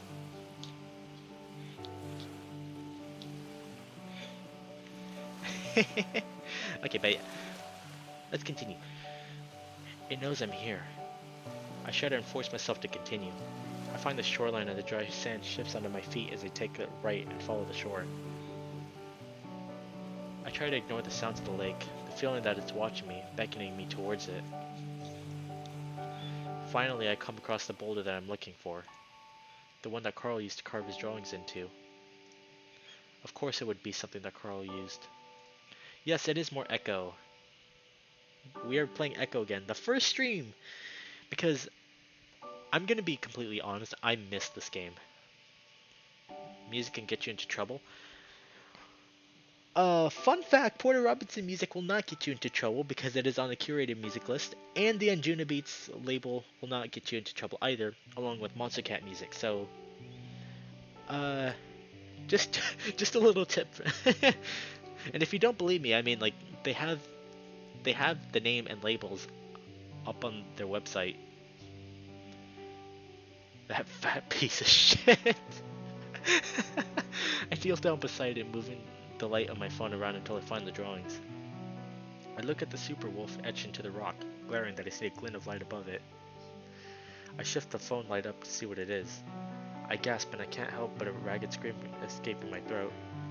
A tarantula sits there staring back at me, its clusters of eyes shining back in the darkness.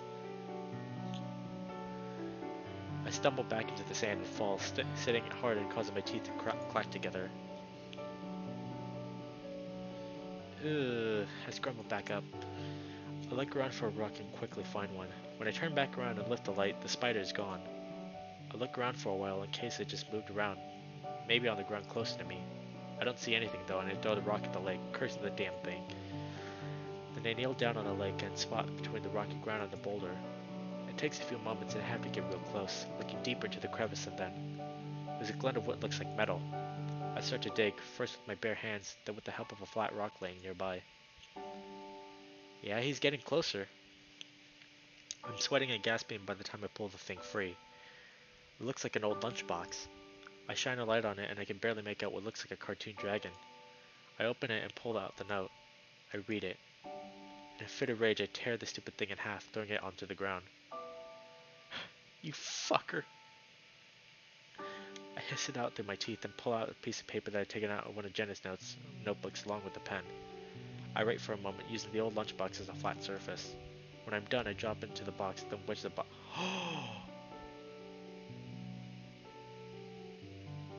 Oh no!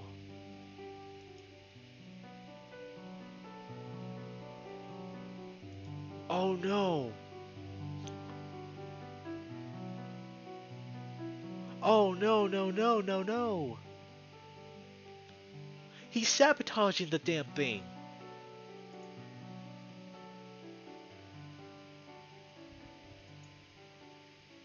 He just sabotaged the scavenger hunt.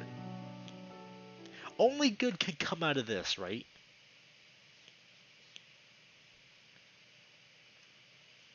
Well, this is all kinds of fucked. This is all kinds of fucked.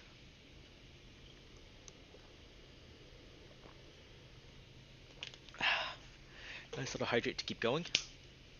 We arrive at at the lake at about 10 in the morning. Julian had driven down over an hour ago to pick us up before arriving to Carl's house. The last date? Wait, does it actually end on Saturday or Sunday? I thought the game chapters all ended on Sunday. Carl wasn't ready when we got there, and when he answered the door, his eyes were bleary and red. It took him a good 20 minutes to get ready, and all the while I struggled not to glare at him. This route is short? Oh, okay. I think Flynn's route is short too, no? Because I think Flynn's route and uh, TJ's route is short, and then I forgot. Did Jenna have two endings or one? Flynn's is one of the longest. Okay, then disregard everything I just said about that.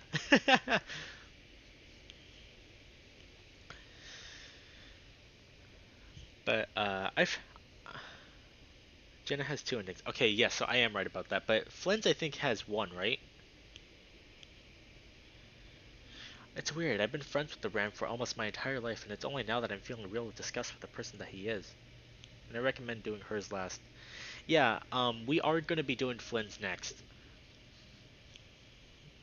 Because I think there was even someone else on my YouTube that where I uploaded the VODs from. He said that we should definitely go with Flynn first instead of Jenna. So many self-created problems. He keeps his head down most of the time so he doesn't see me. He's still feeling sick too, so he opts to ride in the truck bed on the way down and Jenna sits with him. I can't help but wonder what might happen if we have an accident. TJ sits next to me, and this time I'm sure to be sitting in the middle so that Julian is on my left and TJ's on my right. Okay, hold on. I'm just gonna save here real quick. Look at that. July 24th. That is the last time we played this game. It is October 3rd now. That is how long that we've been away from this game. It feels better this way. As the lake comes into view, I rest upon TJ's knee. He glances at me, then reads it, then nods in acknowledgement. I give his thigh a squeeze, then wait until we pull into the parking lot, going on over the scenarios in my head for what might happen. Well, here we are.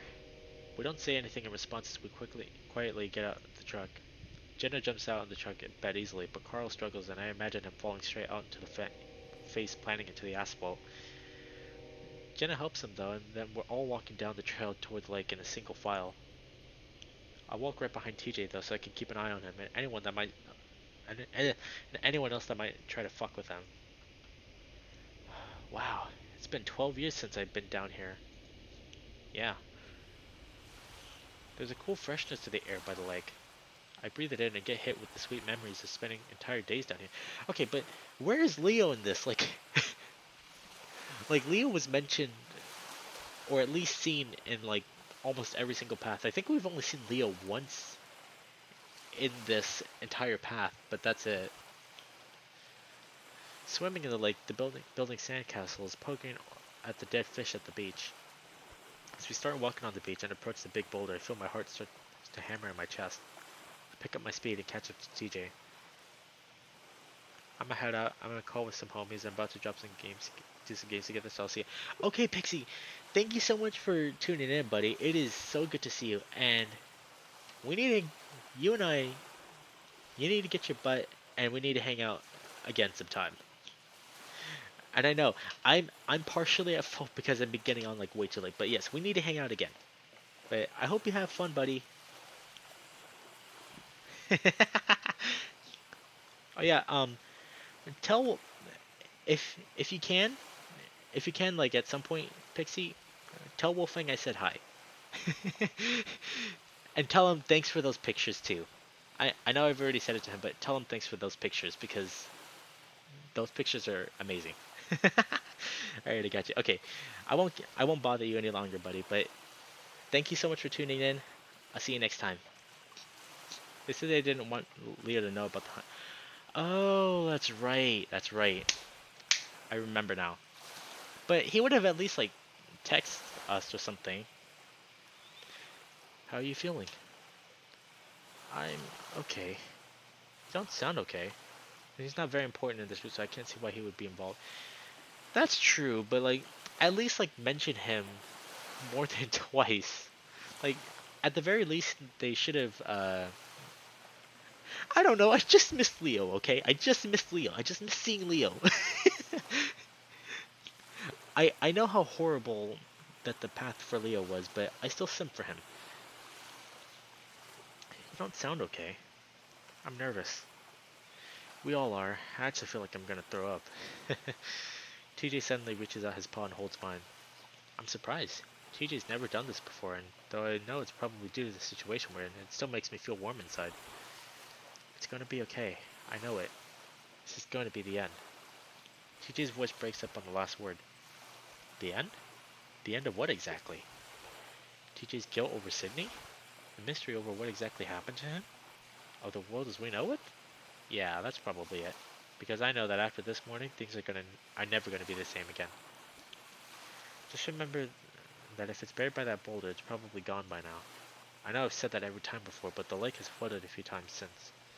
I look up at the steep rocky bank on our right. Remember that spring that it went all the way up to the road? Yeah. I look back at our friends. Jenna is walking side by side with Carl, talking to him in a low voice. Julian is ahead of them, and he's looking directly at me. I look away. I'm just saying that even if it's there, it's probably water damage to the point that we won't even be able to read it. Has almost no choices that actually has some relevance. That's true. It does have, like, very little choices. But what Chase is doing now, assuming that he sabotaged the whole thing, this is pretty fucked up. Like, I get it. Like, we're on the last day, but still. Probably like it has since before the lake was created. TJ still holds my paws. Julian, Jenna, and Carl stands next to us. The five of us in sort of semicircle around the boulder. Do we at least even get to see what the actual note says, though? Well, here we are. Julian says the exact same thing that he said in the parking lot, and I feel myself starting to get annoyed. But I cling to TJ's paw, and that calms me down a little. Okay, so if it's here, it could be anywhere, no, in Sydney. Jenna says his name carefully. He'll probably leave a marker of some kind. This one could be hard to find. Remember that he said it's by Carl's drawing. It'd probably be right next to that. I don't know, guys. The other ones were inside of something. This one's just out on the beach. The sand's changing all the time. Carl digs at the damp sand with a hoof. His paws shoved in his pockets, eyes downcast. Everything okay, Carl? I say it sharply, not bothering to filter out the annoyance in my voice. He looks up at me, a bit surprised. Huh? Oh, yeah, I'm okay. I just feel a little sicker from the ride down. Smoke too much? Carl frowns. Oh, I just get sick sometimes when I'm stressed out. The weed makes me feel less sick, actually. I stop myself from asking what is it that he's so stressed about? Are you okay, Chase? I'm good. I shouldn't be drawing the attention to myself right now. Meanwhile, Julian is walking around the boulder looking for the drawing. TJ lets go of my paw and finally starts to walk around the boulder from the other side. Almost immediately, he points excitedly. Oh, Carl, you're drawing! Carl sidles up to him before chuckling quietly.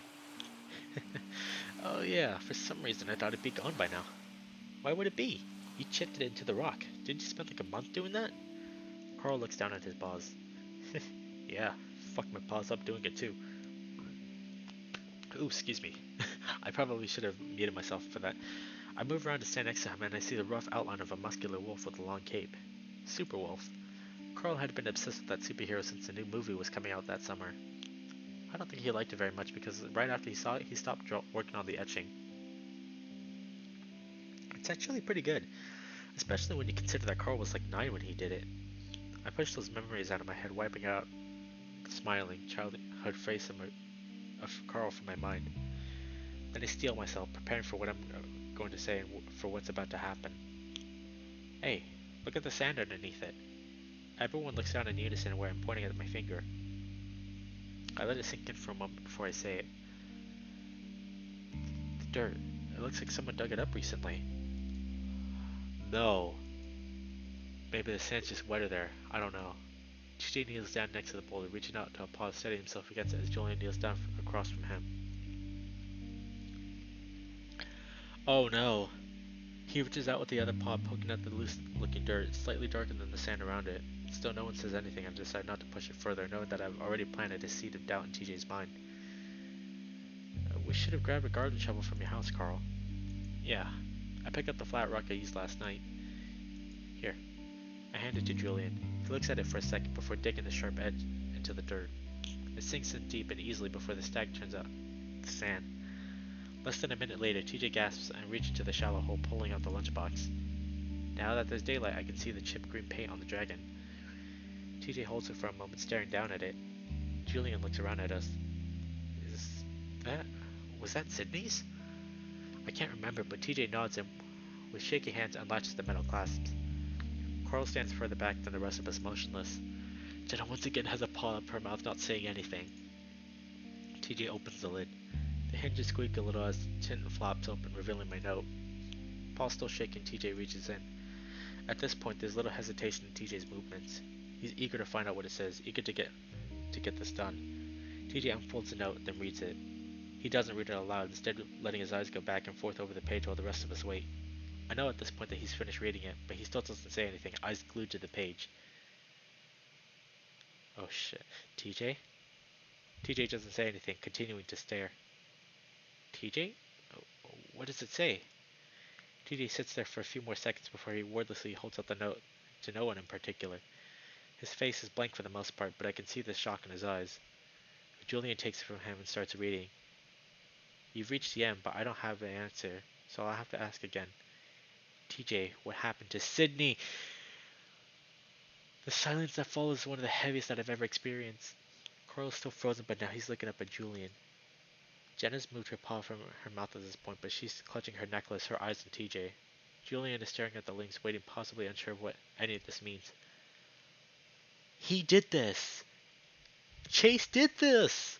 No! TJ meanwhile stares at the hole that we dug up, his paws laying limp on his lap and his ears drooping. I start walking over to him. What does it mean? Do you guys know? I rest a paw on TJ's shoulder, touching it softly. He doesn't move. So I crouch down next to him, slowly wrapping an arm around his shoulders, drawing him in. I can feel him trembling. Guys? I look over at Julian with a sad look on my face. We have a friend who has a grudge about this whole thing. I think he might have been the one leaving the notes. TJ shakes his head against me, but he doesn't say anything. And Julian stares. But why? I shrug and begin to stroke the top of TJ's head. Julian looks from me to TJ. I don't know, maybe he thought this whole thing was his last chance to hurt TJ somehow. I really don't know. Jenna and Carl have walked up the strand next to us and both seem to be at a loss for words. The paper's different though. TJ's voice is distant and faint, muffled against my chest. There are ways to make paper look gold. Maybe he just didn't have time with this one. Julian shakes his head. Listen, I know I've only been a part of this for a day, but this is crazy, and there are a lot of assumptions. Do you really know what happened? If you knew this friend of ours like we do, you'd understand how obvious this is. But then Jenna shakes her head as well. No, Flynn wouldn't do this. He's a jerk, but he wouldn't do this. You know that Flynn's been sending TJ threatening texts all week, and he's been out to fuck with TJ ever since we got here. Jenna shakes her head again, but doesn't say anything. Oh, they're all turning on him! Dude, even at his worst, he'd never do something like this. It's too fucked up. All that work just to fuck with us? And it has to do with Sydney? No. And who found the first note? Who's been Flynn's best friend since we all left? Whoa, Chase! Carl's eyes go wide. TJ finally lifts his head looking up at Carl. You're the one that gave it to us, set us off on this whole bullshit scavenger hunt. Oh? Carl takes a step back, mouth hanging open, looking at me like I'm some sort of alien or something. This entire thing was fucking crazy from the start. Our dead friend who's left notes behind a decade ago and somehow is still on in here? And the old school? And that house? Fuck that! Chase, stop it. Jenna's voice is soft and distant, lacking any sort of authority.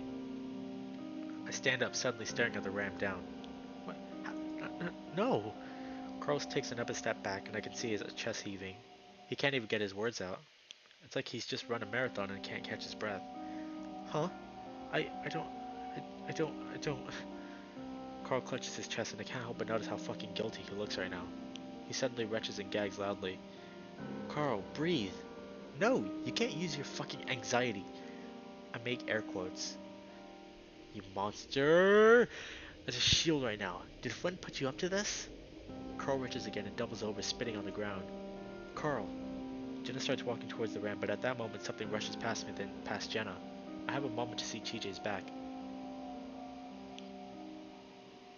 Yeah, dude.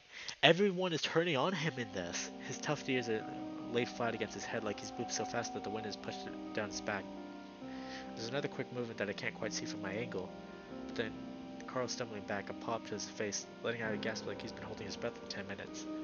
I lunge forward, reaching out for TJ as the cat goes in for another swipe. Carl jumps back towards the embankment, and as he does, he lands many of the rocks that separate the beach from the road. I grab the back of TJ's shirt, and at the same time I see Carl's hoof disappear between the rocks, and he falls back.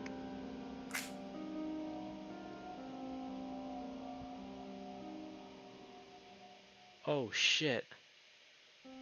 Does it sound like a thick branch snapping in two, cutting through the air like a gunshot? Immediately Carl lets out the most hideous scream I've ever heard the ram make. Jenna runs past us, followed by Julian. I hold on to TJ, the link still going after Carl, making a yowling sound as he claw swipes at the air, baring his teeth. He's wild, feral, not thinking at all. TJ, stop. I'm here. I try talking to Lynx's ear, and at the same time I feel him starting to go limp in my grasp. The energy of rage is only going out of him. I finally feel safe enough to turn him around, pulling him into a hug. It's okay, you got him, you're fine. TJ looks towards Carl one last time, watching the ram roll back and forth on his back, choking, howling, and screaming all at once. Oh my god. TJ suddenly turns his face into my chest and starts to cry. Jesus, his ankle. Carl, can you move? But Carl isn't listening, continuing to scream and hyperventilate at the same time. Call an ambulance. I don't know who she's talking to, but Julian pulled out his phone.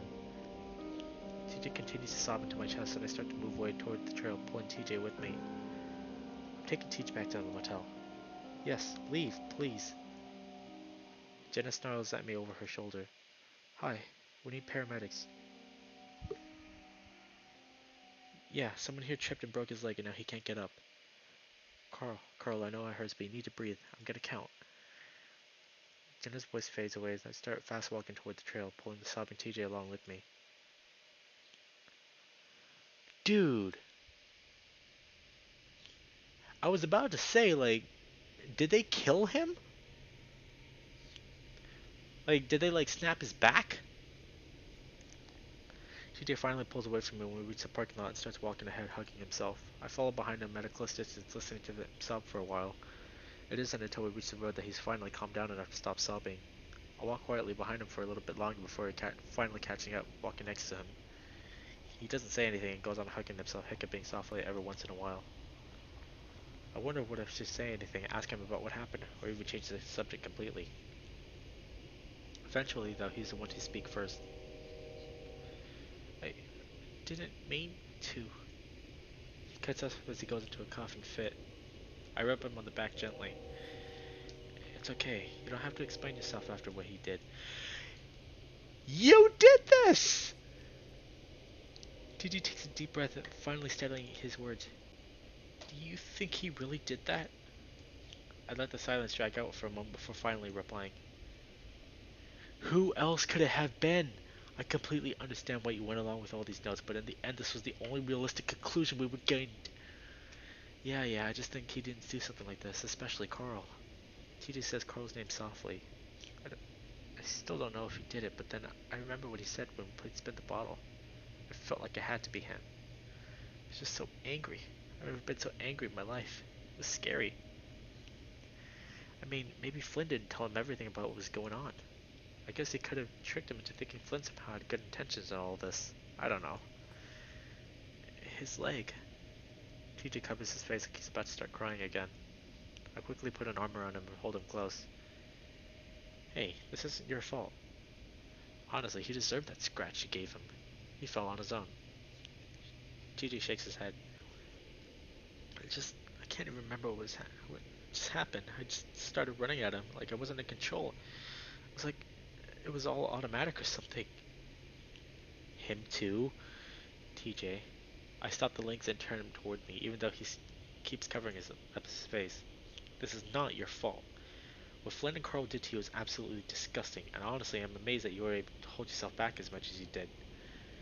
But the sounds he was making, it sounded so awful. TJ's face screws up under his paws.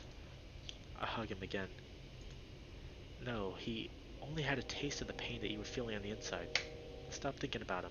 It's over. This whole thing is over. TJ starts crying softly again, and I hold him closer, letting him get it out of his system. Over his shoulder, I can see the ambulance lights flashing, though they don't have the siren on. I'm thankful for that, at least. My phone buzzes in my pocket a few times, but I ignore it, waiting until the link's sobs taper out. I turn away from him from the lake so he doesn't see the lights, and we keep walking slowly up the road. Less than a mile away, the motel sign glints in the sunlight. TJ shuffles along, continuing his quiet snuffling. I don't want to leave today? I don't know. Maybe. Well, let's get back to the motel and sit down for a while, okay? Then we can decide what we want to do. Okay. TJ's breathing evens out again as we get closer to the motel. But why did you think Flynn would do that? It doesn't make any sense. I shrug. Well, I mean, it's like I said yesterday. I think now he knows that he isn't going to get the answer he wants, so he's just out to hurt us here now. That's it, really. You were right. I guess I just didn't think he could be capable of that. I mean, you always see the best in people. There's nothing wrong with that. TJ doesn't respond and was silent to the rest of the way there. The first thing TJ does when he gets inside is lay on the bed and stares at the ceiling. I check my texts and see they're all from Jenna. They say Carl just broke his ankle, that he's going to be fine. Julian is driving me to the hospital so we can sit with Carl and bring him back when they're done. By the way, when they asked about what Carl would happen, he said that he just slipped on a rock and fell. He says that's where the scratch came from too. I assume he doesn't want us to tell anyone about what happened. You should think about checking out early. I'm probably going to a friend's house in Payton after this. You're right. After all the events that just happened, this is way too chill. I stare at the last text, wondering what exactly it means. She's going to a friend's house, and that's just it? Almost sounds like she's done with us. I guess good thing came out of this then. Carl's going to be fine. He told the paramedics that he slipped on a rock, so I don't think he's going to be like pressing charges or anything. TJ covers his face, but I hope he isn't about to cry again, but when he starts talking, his voice is steady and even. I'm gonna have to see him before we leave. I don't want to leave this town like this. Probably intentional. Maybe. He sounds defeated, like he knows things are now ruined beyond any sort of repair. I suddenly feel a wave of compassion and love for the lynx, the one purely good person in this shit town. I get up and drape myself over to the bed next to TJ. He looks up in surprise, ears perked and twitching. His tufts wave around in the most adorable way. Listen, I know we can't forget what just happened back there, and I know we can't just fix everything, but... Pause and wait until TJ looks up at me. I want to spend the rest of this weekend together. Just have fun. There's not really much else we can do. TJ looks back up at the ceiling. But what about your project? How she just says screwedly. She's probably done with everyone, including this town. That is probably the case. I laugh. Dude, that doesn't matter to me anymore. I'll just retake the class over the summer or something. That doesn't sound good. I don't want to cause you to fail. You're not. I'm making this decision. TJ continues to stare at the ceiling, his eyes glistening with unshed tears. I don't know. It just doesn't feel right. I just broke Carl's leg. Carl fell and broke his leg, TJ. No, I did it. Things are so messed up now. His voice starts to go up high again, and I quickly put a paw over his shoulder. Shh. We can't think about it anymore. It's over. I rub his shoulder comfortingly. You know what? Let's go to Peyton. Get out of this crappy town and do something, okay? TJ lets out a shadowy sigh. Maybe. I just need a minute. Okay. I roll over and look out the window through the blinds, feeling like I've accomplished something. Things were a little further than what I'd planned on, but it's working out for the best. My main issue is now figuring what the hell Flynn and Carl were planning with all of that bullshit, and what all they knew. Assuming it had been them at all, but as of right now I can't imagine who else it could have been. I feel a little guilty about what happened to Carl, but I had to show everyone how stupid and crazy this whole thing was. Just then I see Flynn's truck roll into the parking lot. I tense up, staring in disbelief. What the hell reason would he have to come here? I'm only frozen up for a moment before I suddenly swing my legs off the bed. I don't know if TJ's looking. I hope not, as I start closing the blinds. Yeah, I'll close these so the sun isn't shining in your eyes. I'm gonna make a call to Jen and make sure things are going alright, okay? I look back and I'm relieved to see TJ only now looking over at me. Oh, okay. Tell her I'm sorry. I will. Now get some rest. I try not to look like I'm in a hurry as I go to the door and open it just wide enough for me to slide out. Flynn's truck pulls out into the parking space and about 20 feet away, and I jog over to him before he can get out. Hey, I say just as he opens his door. He looks at me coldly for a moment before getting out and slamming the door shut. Hey. We stand there awkwardly for full 10 seconds, but Flynn doesn't say anything. You need something? Why do you think I'm here, Chase? I shrug. I have no idea, Flynn.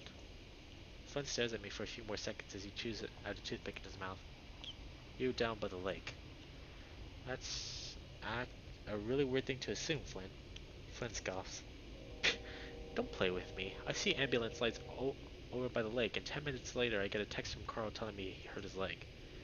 Really, Flynn? People go down by the lake all the time. Could have been anyone. No one goes down by the lake. I know you've been sneaking around the town doing some shady shit with Teach and Jen.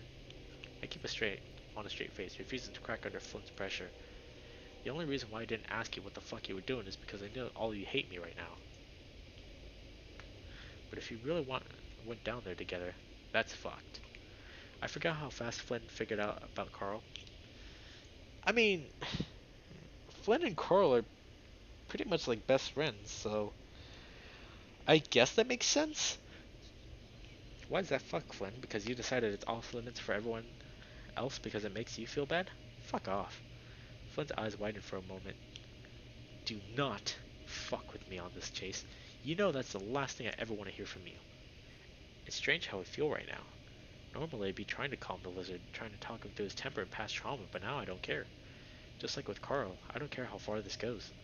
This is his fault, in the end. This is your fault! You did this! I can't believe you, Flynn. You start this whole thing and now you try to act like the victim. It's fucking disgusting. Flynn gives me a baffled look. What are you talking about? You mean what I said by the river? Actually, yeah, that was probably the start of it.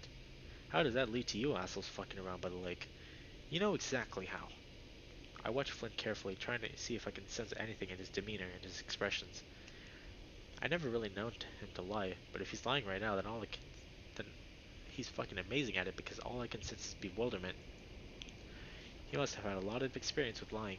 I think he's telling the truth, dude. Chase, what the fuck is up with you right now? What do you mean? You're acting like an ass. Oh, so now you know how we all feel when you talk with us. Flynn stares at me, studying me, then he looks up. Who's here? No one. The fuck? Where's TJ and Jenna? Not here. Flynn glances down at me. Well, gotta take a piss, so can I come in? No. We stare at each other down for a long, long time. Finally, Flynn pushes past me. Well, I'm gonna go give the door a knock to see if anyone's there. Maybe you missed them. I whirl around and follow him angrily. He doesn't want to talk to you. Flynn turns on me. Oh, so TJ's here then. Why didn't you tell me that? What do you think? Flynn, you need to leave right now. Flynn glares at me. I know you guys are up to something having to do with Sydney. If that's the case, then I have every right to know. Flynn starts to walk in again. He has every right to talk to me himself. I dart around Flynn and stand in front of the litter, glaring up at him, bracing myself once again. Get out of my way, Chase. Leave him alone. Flynn pauses. All I want to do is talk. That's it. I let out a mirthless laugh. After what you did at the river? Hell no. Flynn tries to push me around again. I grab his arm. He swings, tries to yank it back, and I shove it back towards his truck. Leave!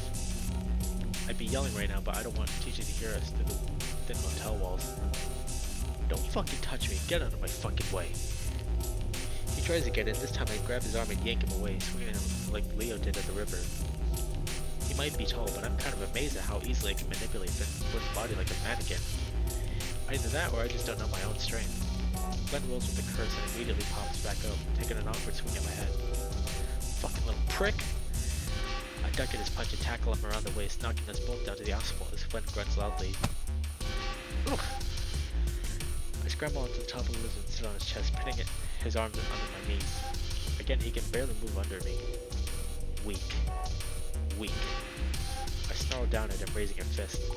Flynn flinches, closing his eyes and turning his head away. I pause, letting the tension build.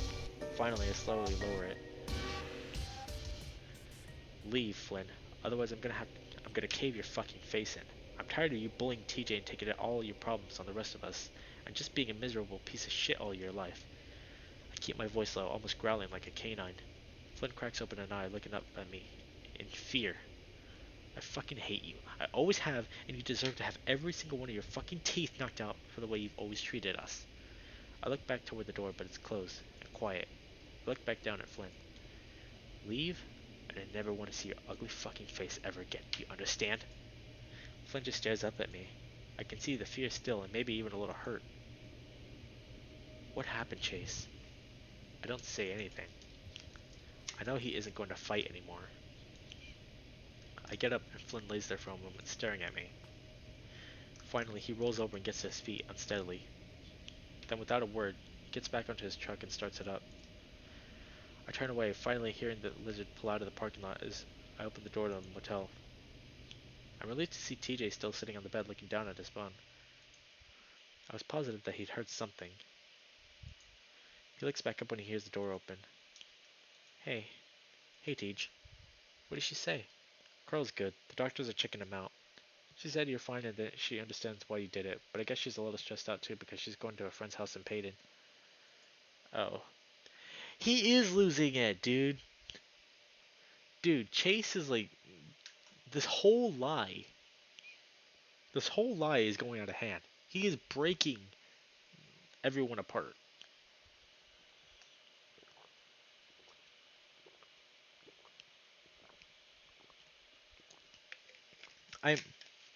Okay, I know we're the main character and all, but I really hope that whatever ending that we get from this, we need Chase, like, be put down. Like, at least, at the very least, put away, because this is all kinds of fucked. I think she just wants to give you space. Maybe. I did get a text from Julian. Oh, really? There's a twinge of irritation.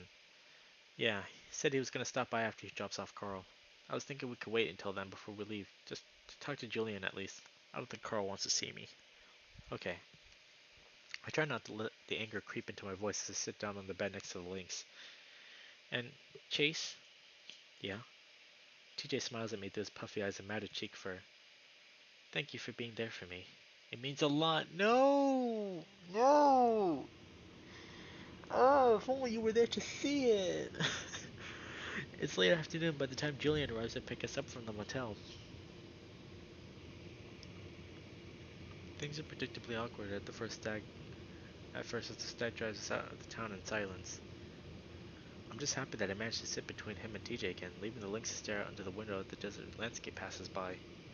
I watch Julian as his thumbs tap idly at the steering wheel before he suddenly sits up straight. Oh, hey Chase, you left a camera in the truck bed yesterday, I forgot to tell you. He glances over at me to nod. Yeah, probably should have remembered that. Do you want me to pull over so you can grab it? I don't know how you feel about sliding around back there when we're on the highway. I shrug. It should be fine. It's probably been through worse considering it's a crap rental from the university. Ah. Julian starts tapping away at the steering wheel again. So, your friend seems okay. He'll need to rest for a few months to recover, but he doesn't seem too worried about that. I snort. Of course not. Yeah, anyway, what was it you guys wanted to do? Chase isn't different from any of the main characters, so he shouldn't be put on a higher pedestal. But at the very least, like, there needs to be, like, some sort of karma that happens to him. Because that's what I'm wanting in this story right now. I, in this in this chapter of the story, there needs to be something that happens to Chase. Because that was a really shitty move, I'm gonna admit. That was not okay. Julian leans forward a bit to glance at TJ. I just wish that he keeps his fucking eyes on the road. I nudge the Lynx and he snaps his gaze from the window to look at us. Huh? I was asking what you wanted to do tonight, TJ. Oh, I'm not really sure. Could go see a movie, maybe. Anything out that you wanted to see? Not really. You know, I used to do this thing where I'd get a random ticket to a movie I'd never heard of before. I have no expectations, so usually I'd be pleasantly surprised. Oh, well that sounds kind of fun. As long as it's not R-rated.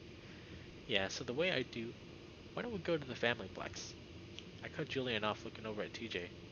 The Familyplex? Yeah, you remember that place, right? We'd go there as kids for birthdays and stuff. The old rundown arcade thing at the mall? Yeah. TJ's ears seem to perk up a bit. I haven't been there for like 10 years. That could be a lot of fun. If it's still open. I haven't been to that corner of the mall in a long time. It is. Well, alright then. So should we go there?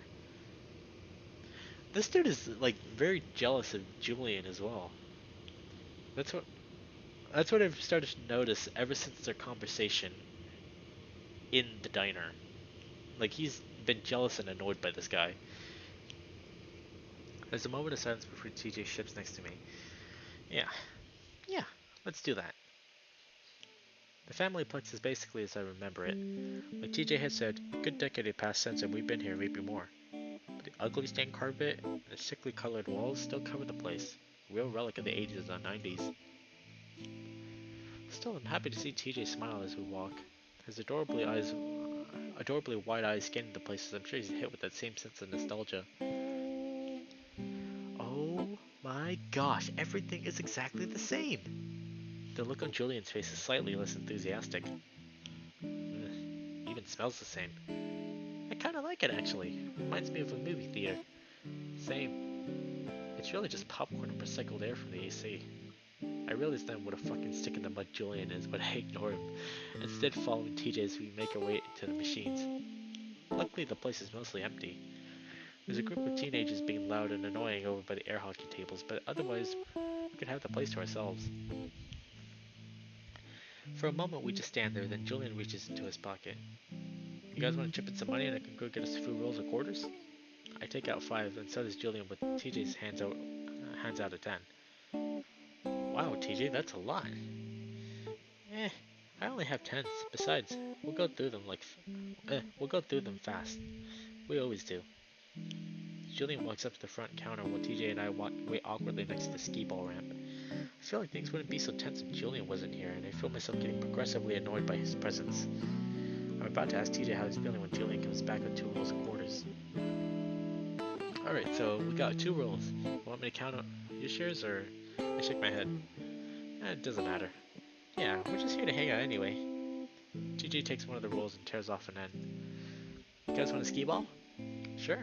You know, I've always been pretty good with this game. I take the open roll of quarters from TJ and take out one of my own, inserting into the neighboring skee ball machine. There are only 2, and I kinda hope that Julian might just wander away, but he stays right there behind TJ watching. I sigh and insert my coin, watching as the little balls roll out to the little compartment. Meanwhile, TJ is having a terrible time, each one of his balls rolling into the scoreless gutter. I roll my first ball and watch as it misses the 40 and rolls into the 10 gutter. I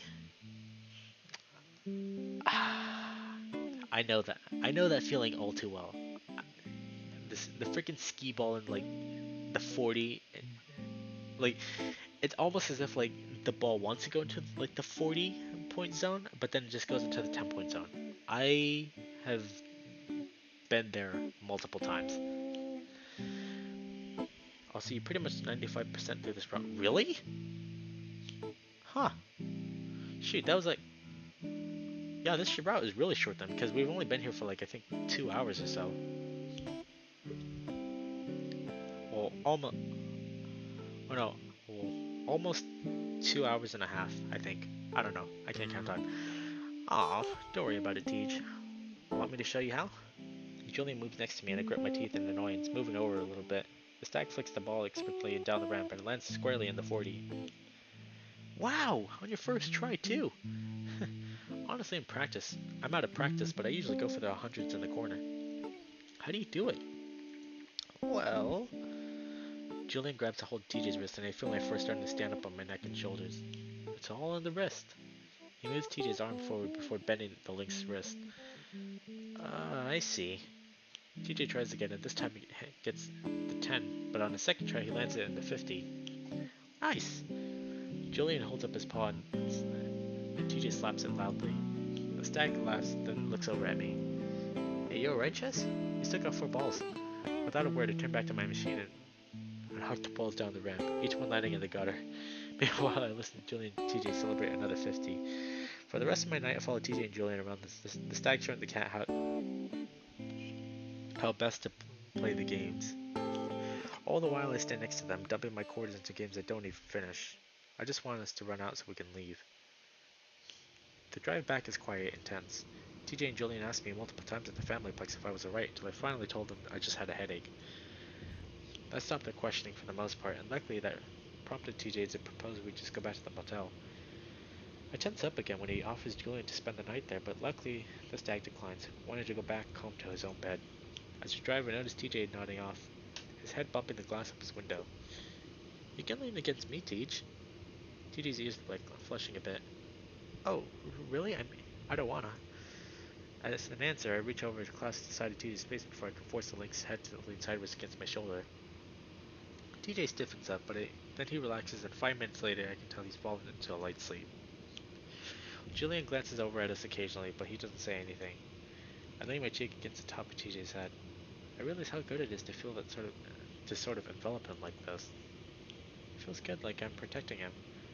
All those bad tense feelings from the arcade start to melt away.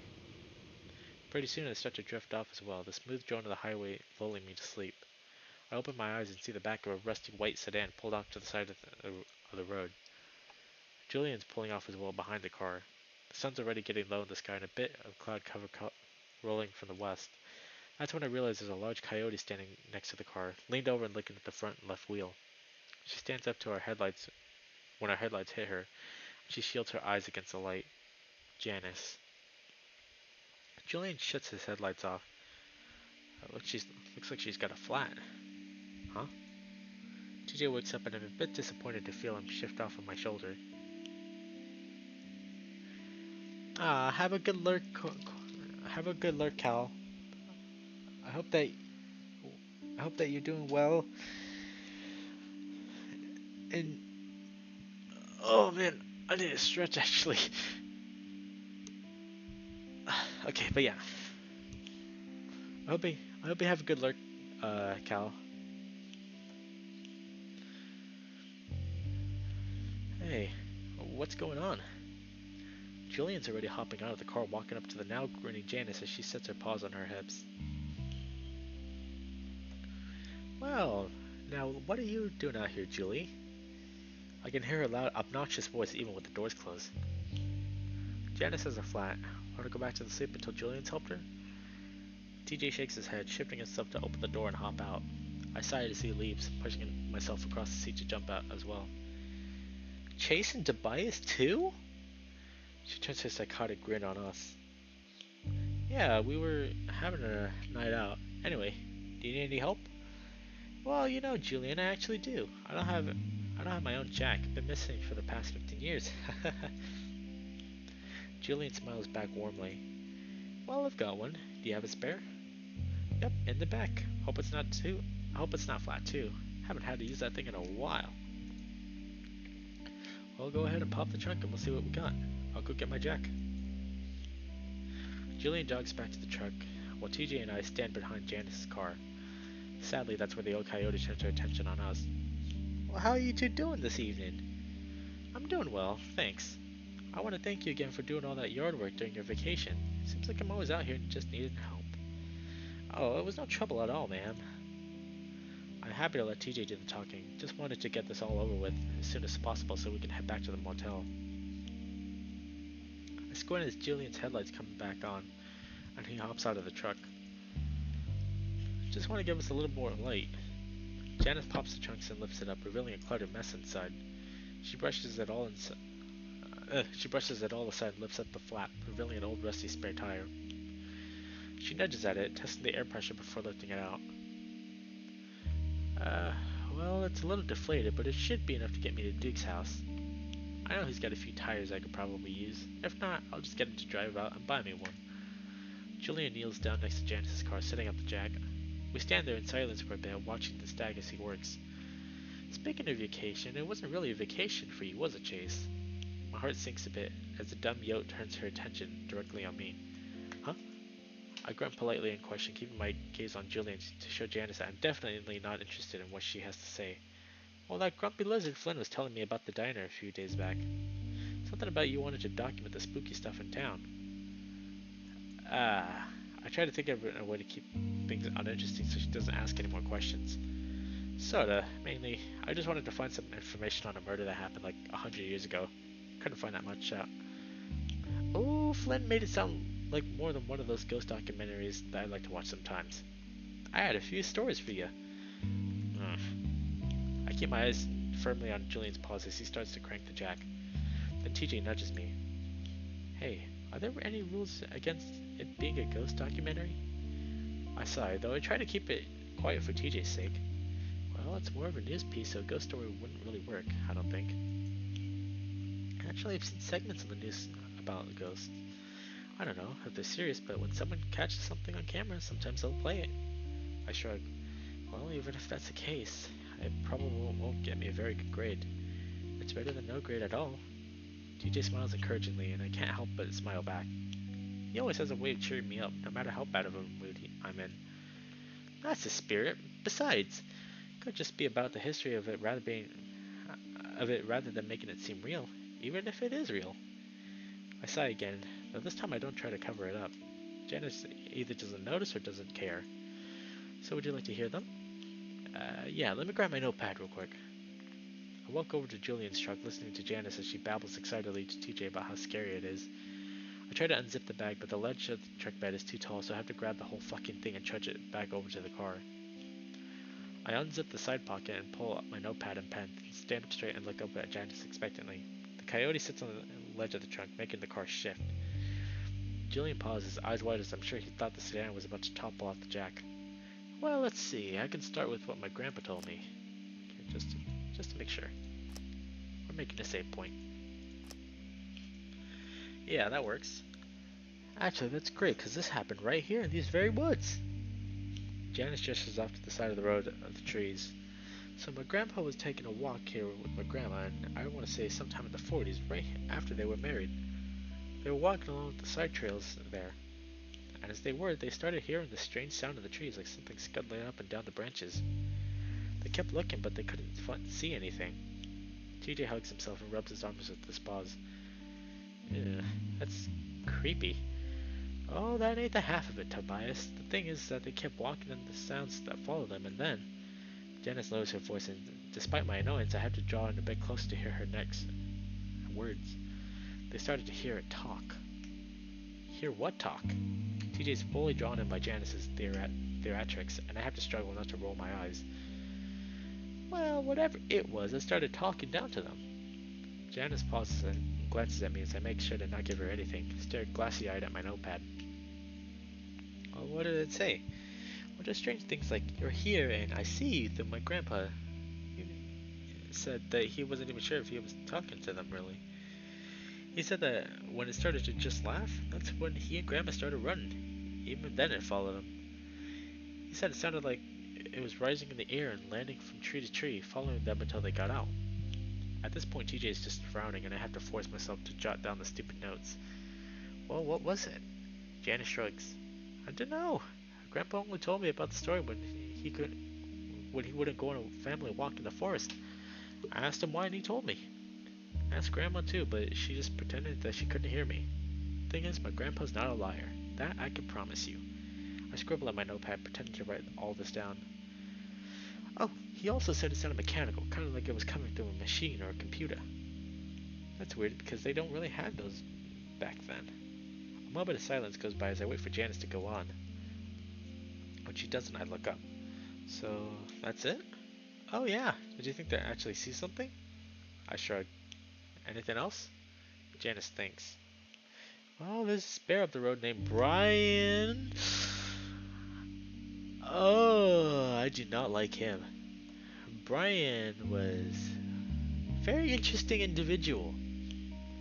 One time he told me a story about seeing some aliens around here, UFOs and such. This time I can't stop my eyes from rolling, but again Janice either doesn't see or ignores it. Axel! Heck at the boop. Heck at the boop's a boop. You know what? I'm gonna boop you right back.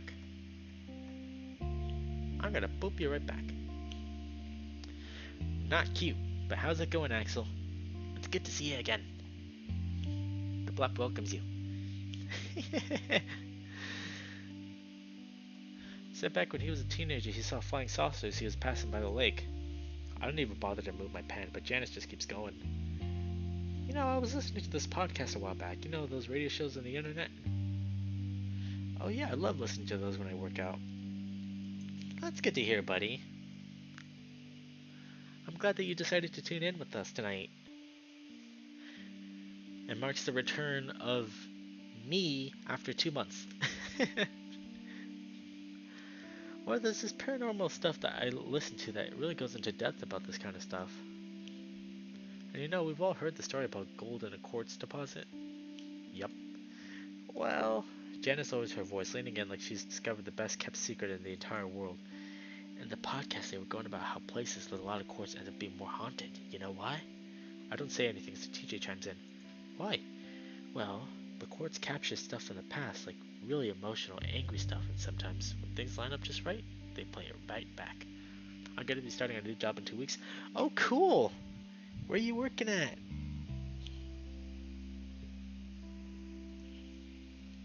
Only when they do, it's all twisted up and mixed with other stuff. Makes you see really awful and horrible looking. But you know, Janice pauses again. What? I think there's more to it than that. I think there's something with a conscious mind behind it all here in Echo. I finally have to break in. Has anything happened to you specifically? You know, it's better if I have something straight from the source rather than secondhand. Janice finally goes quiet, then eyes looking down to look at the ground. Julian, meanwhile, has pulled off the tire and is fitting the spare in its place. Well, maybe. I can give you more details about it on stream. Yeah. Yes, tell me. Come to think of it, I probably shouldn't have asked that on stream.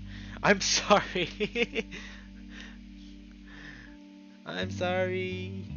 I should have asked you off stream. Get back to your...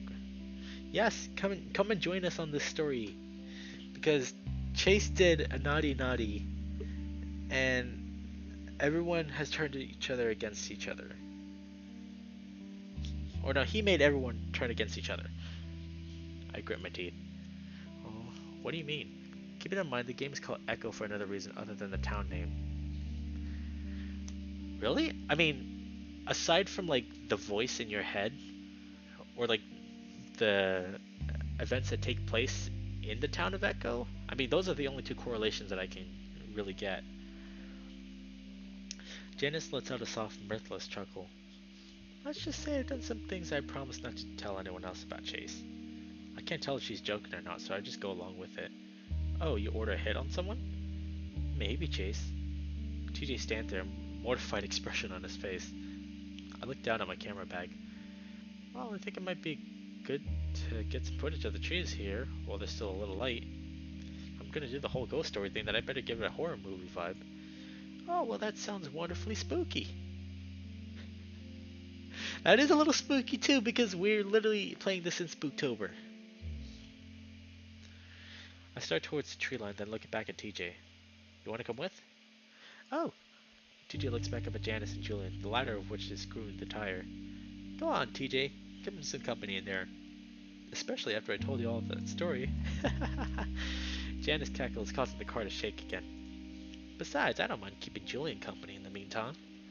Julian grunts as he keeps his focus on the tire. Well, okay. With that, TJ and I cross the ditch into the forest, following the little trail that weaves within the trees. As the darkness of the forest engulfs us, I look back at TJ and see him timidly moving along, looking at the trees nervously. I grin. You scared? TJ looks over at me with a start. Oh, uh, he lets out a soft laugh. Yeah, maybe a little bit. I pause, waiting for the lynx to catch up with me, then I hold up my paw to him. He stares at it for a moment, as if not comprehending what it is. Oh. I stubbornly keep it outstretched. No one's gonna see. Seems to think for a moment. Then I see the lynx wipe his paw on his pants quickly before reaching out to take mine. I pull TJ along through the forest, glancing occasionally to see if I can find a patch of sky sufficient enough for the shot I want. Yeah, I want to see what this could mean too. Don't worry, man. You know I saw something in here too. What? TJ's busy looking off into the trees, his ears perked, listening. You finished Winds of Change. I need to play Winds of Change again. I have not, just like Echo, I have not touched the game in forever because I have been busy as heck.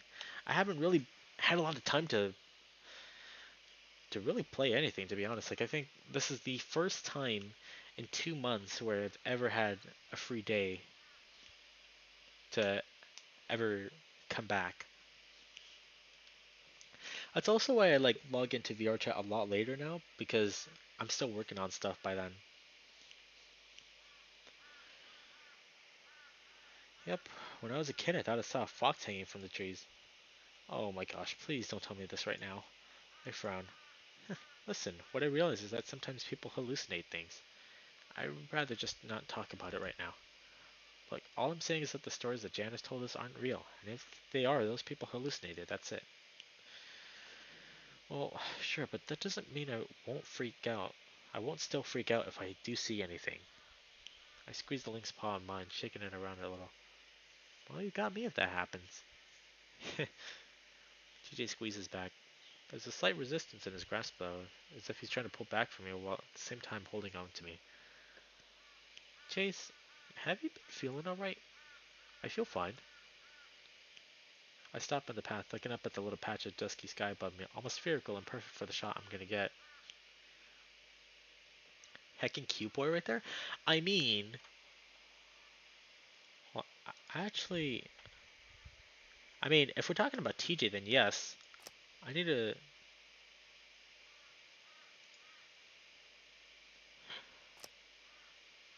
Oh, shoot, I didn't mean to do that.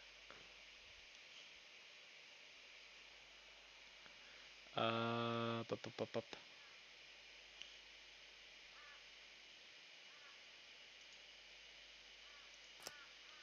Okay, yeah. There we go. It's middle click. Yeah, I mean, if we're talking about TJ here, then yeah. Look, he's a lynx. He's cute. We're talking about me? Nah, not me. I'm just stupid. I'm dumb. Angry. Angry. Oh wait, I said that. See? I'm stupid.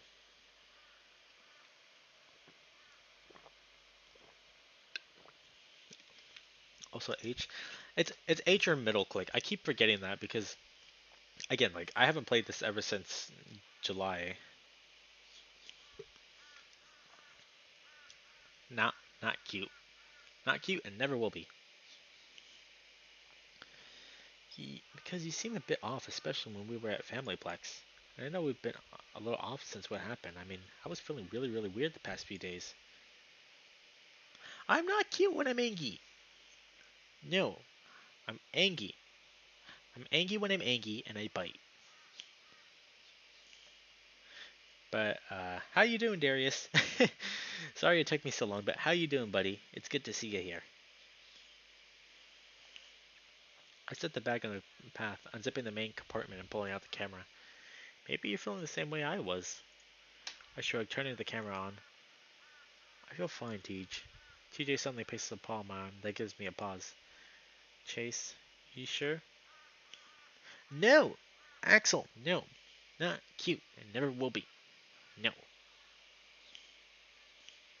No.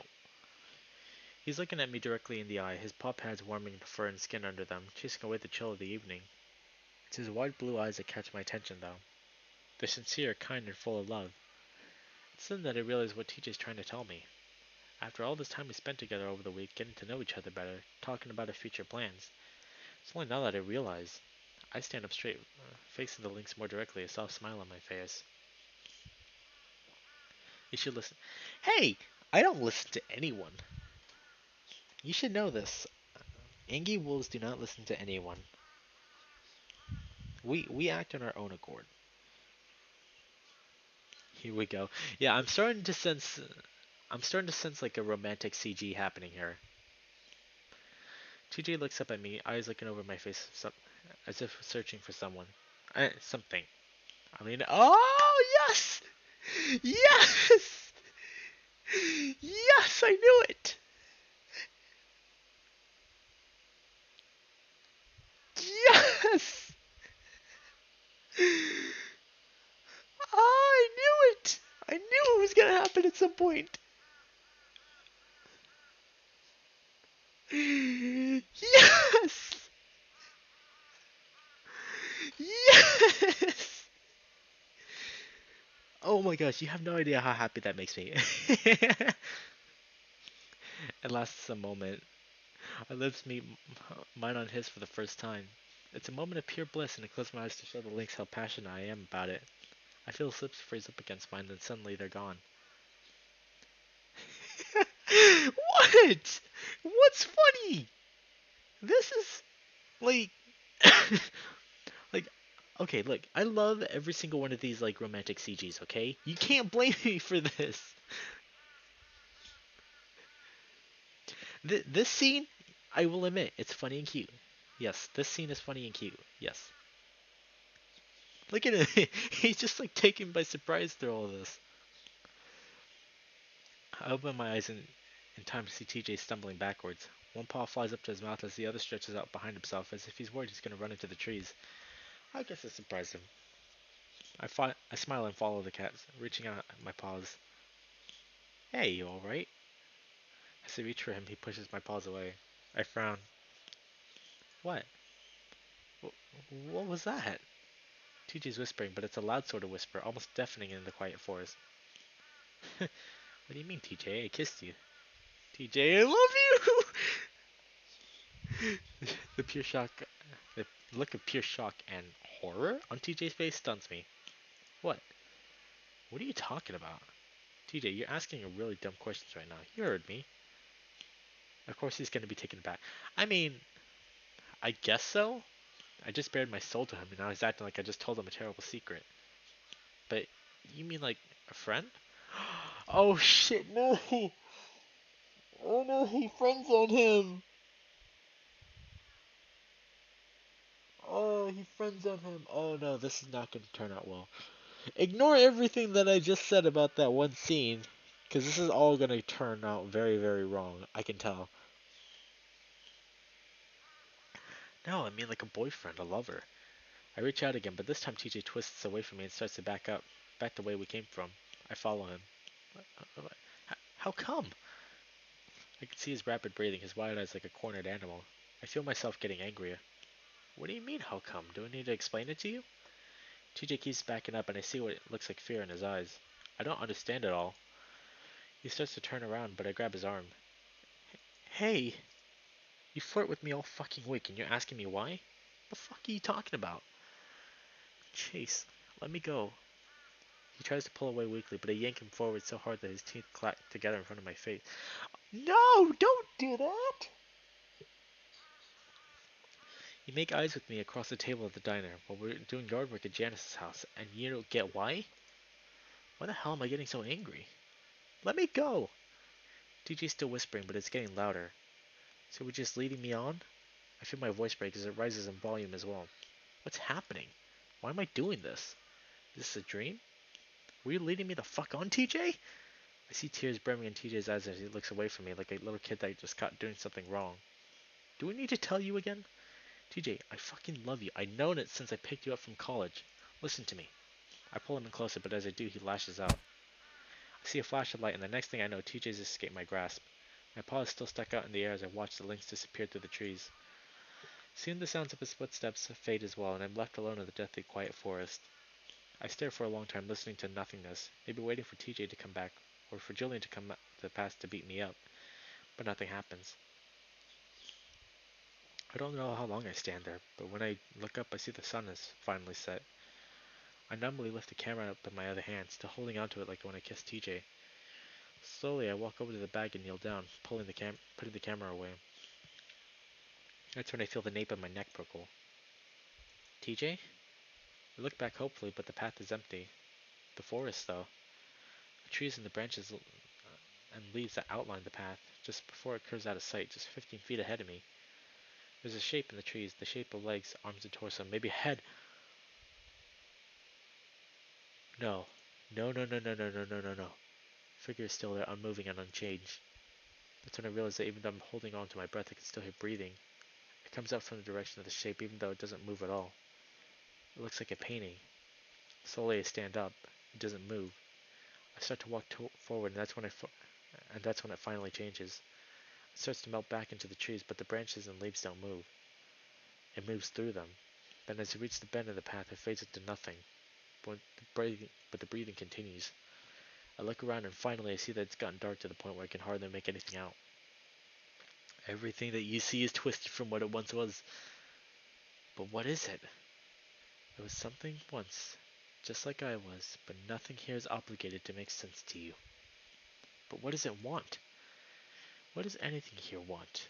The only thing that you know for sure is that it's evil. And just like that, I'm running up the rest of the path, feeling as the branches are clawing at me, trying to pull me back into the forest.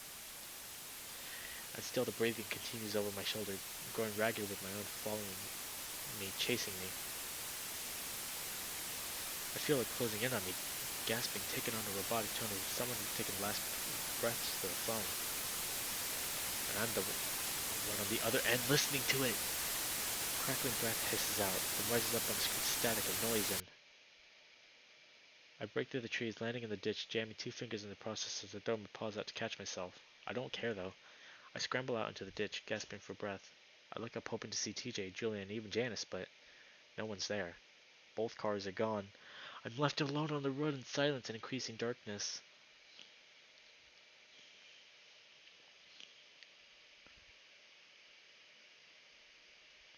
Was there anything of note that would indicate that TJ was rude?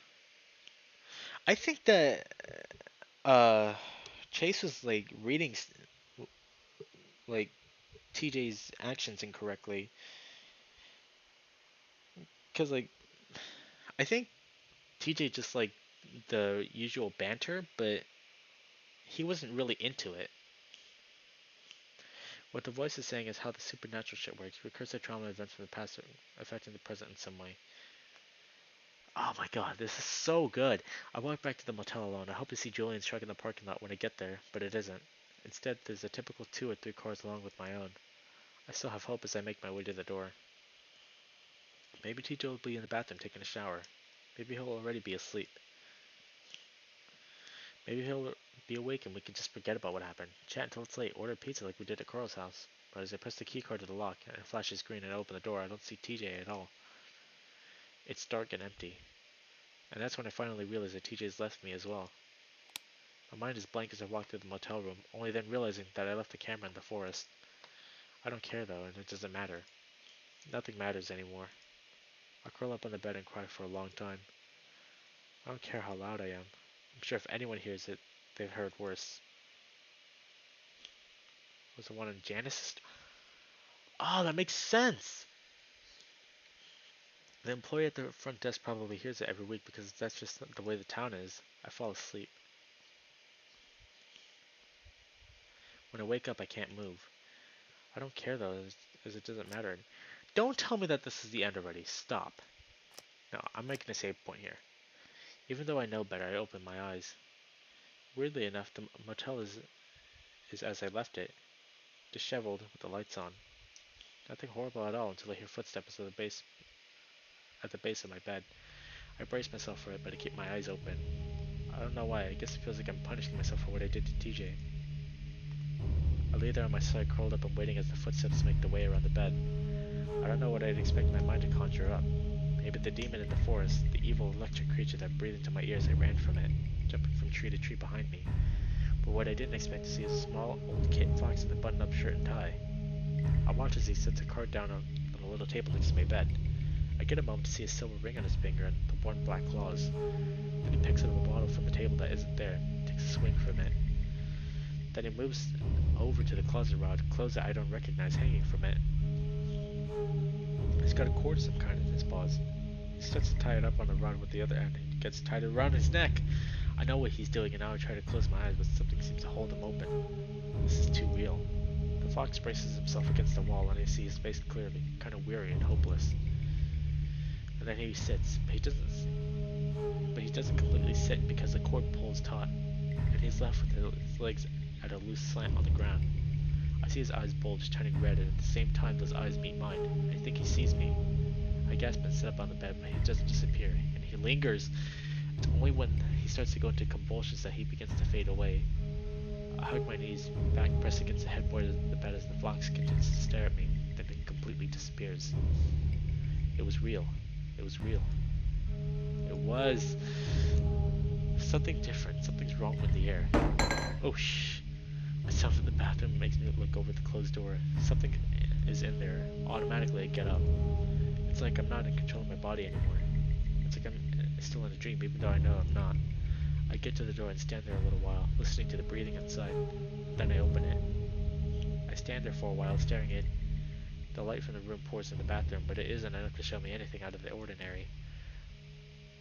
I feel it though. This is the energy in there pulling me in. Slowly I step inside, looking around and my heart hammering in my chest. I'm not scared. Not anymore. It's a sort of anticipation instead of fear. Like I've been waiting for this ever since I got to Echo. I don't know if I believe in ghosts now, but I know what's happening here is real. I wait, feeling the cold tiles of the bathroom against the pads of my feet. I'm not sure how long I stand here in complete silence. It could be anywhere from 1 minute to 10, but that's when I finally get an answer. Close the door, close the door. I don't hear anything, but I feel it, and I feel it coming from my left. I look, but I don't see anything. This isn't like the other times when I hear him inside my head. No, the voice inside me is hiding right now, even when he's afraid of this. Dude, I got mega chills from that. Like, when that font came up when it said close the door, I've got literal goosebumps all across my arms right now. Holy shit. Like, still I sense it, and even though I start to feel that fear again, I reach out for the door. Close the door. For a brief moment, I have the sudden realization of where I am, but what I'm doing, and what's happening, but that's not enough to stop me. There's a haze over my mind, over everything, like I'm in a deep dark dream that I can't come up from. I think I've lost my mind or I'm dead. Either way, it doesn't matter anymore. I push the door closed, but not fully, just letting a crack of light in so that through the mirror I can see the outline of the fur on the left side of my head. But as I'm looking at it, I start to get the feeling that it's not me in the mirror. I look shorter, smaller, and something wrong with my face. I can almost see what looks like the corner of a mouth stretched all the way across the jaw, just like when I saw in the diner bathroom 5 days ago. I don't know, it feels so long. But then it's realized that then but it's then that I realize the presence I feel is coming from this thing in the mirror. We stare at each other for a long time, the fear rising and rising until it's almost overwhelming. My feet won't move, and my mind won't reason with what's happening. I'm in a nightmare. This is real. The mirror whispers at me, and I see the grotesque mouth move with raspy, whispering words. Slowly, I move a little closer to the mirror, ducking my head down a bit, reaching up to touch my cheek where I see the whiting gash of a mouth. The reflection does the same, but when I touch the face, I only feel smooth fur, even as the fingers of the mirror brush against the opening. What's happening? I ask myself, but my reflection responds. What's been happening for eons? What was supposed to happen for everyone else in this town, but you stopped it. What? Coming back here with your secret. Almost started it, but now that everyone's about to find out. What are you talking about? This town might actually survive if they find out. Find out what? I bring both paws up against the sides of my face as if I was trying to cover up the gaping mouth. You know what? I squint at the reflection, trying to figure out why it looks so familiar. Sydney? There's a raspy, rustling sound, and I see the thing in the mirror shake, its head twitching from side to side, far too fast for to be anything of this world. I take a step back. Dread rises in my chest. No, no, this was supposed to be over. I'm not supposed to see things anymore. You always knew they were wrong, always knew that what you saw was real. Nothing normal about this. But it's not me seeing things again that's got me feeling the way I do. No. What secret are you talking about? Again, that raspy sound of rustling leaves, sound old and forgotten. That's what it feels like when I'm talking to something old, monolithic, and ancient. You don't need me to tell you. I grasp my shirt, twisting the fabric in my paws, feeling like I might panic, that I might go insane. Already insane. But how is anyone going to find out? No one knows. You know that's not true. Who was responsible for the cruel joke? Someone knows. No, that was something else. They didn't know. A stupid prank on me to make me look bad. To ruin our vacation. Vacation. Is that what I'm on right now? That thought is foolish, and you know it. It was definitely foolish. And you know who it was after what you did to them? I see myself pitting the lizard in the parking lot, holding back from his pounding face to nothing. He's going to tell everyone. I hear myself whine and feel like a child, like the small creature in the mirror. Yes, unless... I wait, feeling my tears well up in my eyes, knowing that my life is about to change forever. The silence drags on until finally I break it. What? I can help you keep the secret. I wait a while longer, but the reflection stays quiet. I get the sense that time is going faster than I can perceive it. My legs aching from standing there rigidly on the cold tile floor. Help me? I can tell you what you can do to keep the things the way they are. I feel a small ray of hope pierce the towering cloud of impending doom at my chest. How? There's a dark pause between a moment that marks an in-between, between what was and what was about to become. I know things can't truly stay the same. I know things can't truly stay the way that they are. They never do. Another split in my life, just like what happened years ago. Finally, the thing speaks and I hear exactly what I expect. Do the same to the lizard.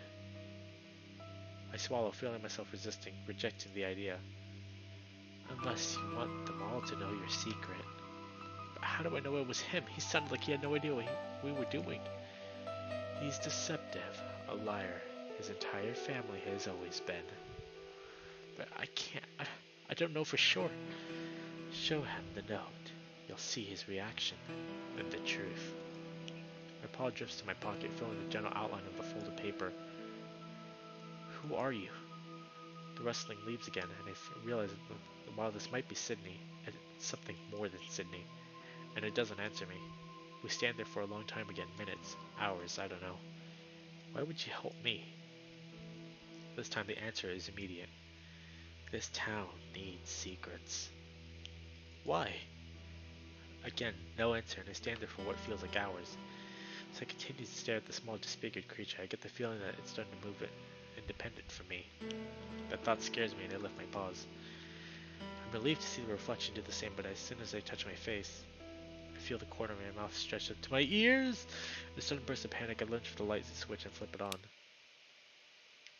I'm stunned as I'm bathed by blinding yellow light, and I have to shut my eyes for a moment before opening them. I see myself in the mirror as I've always been, staring back blearily. My eyes are bloodshot, and my figure seems to sag with exhaustion. I stand there for a while, feeling my mind cloud up even more as I go over what just happened. And a violent shiver comes over my body like I'm suffering a high fever. I feel sick. My skin is sensitive and my joints are sore, and after a moment, I move back into the motel room.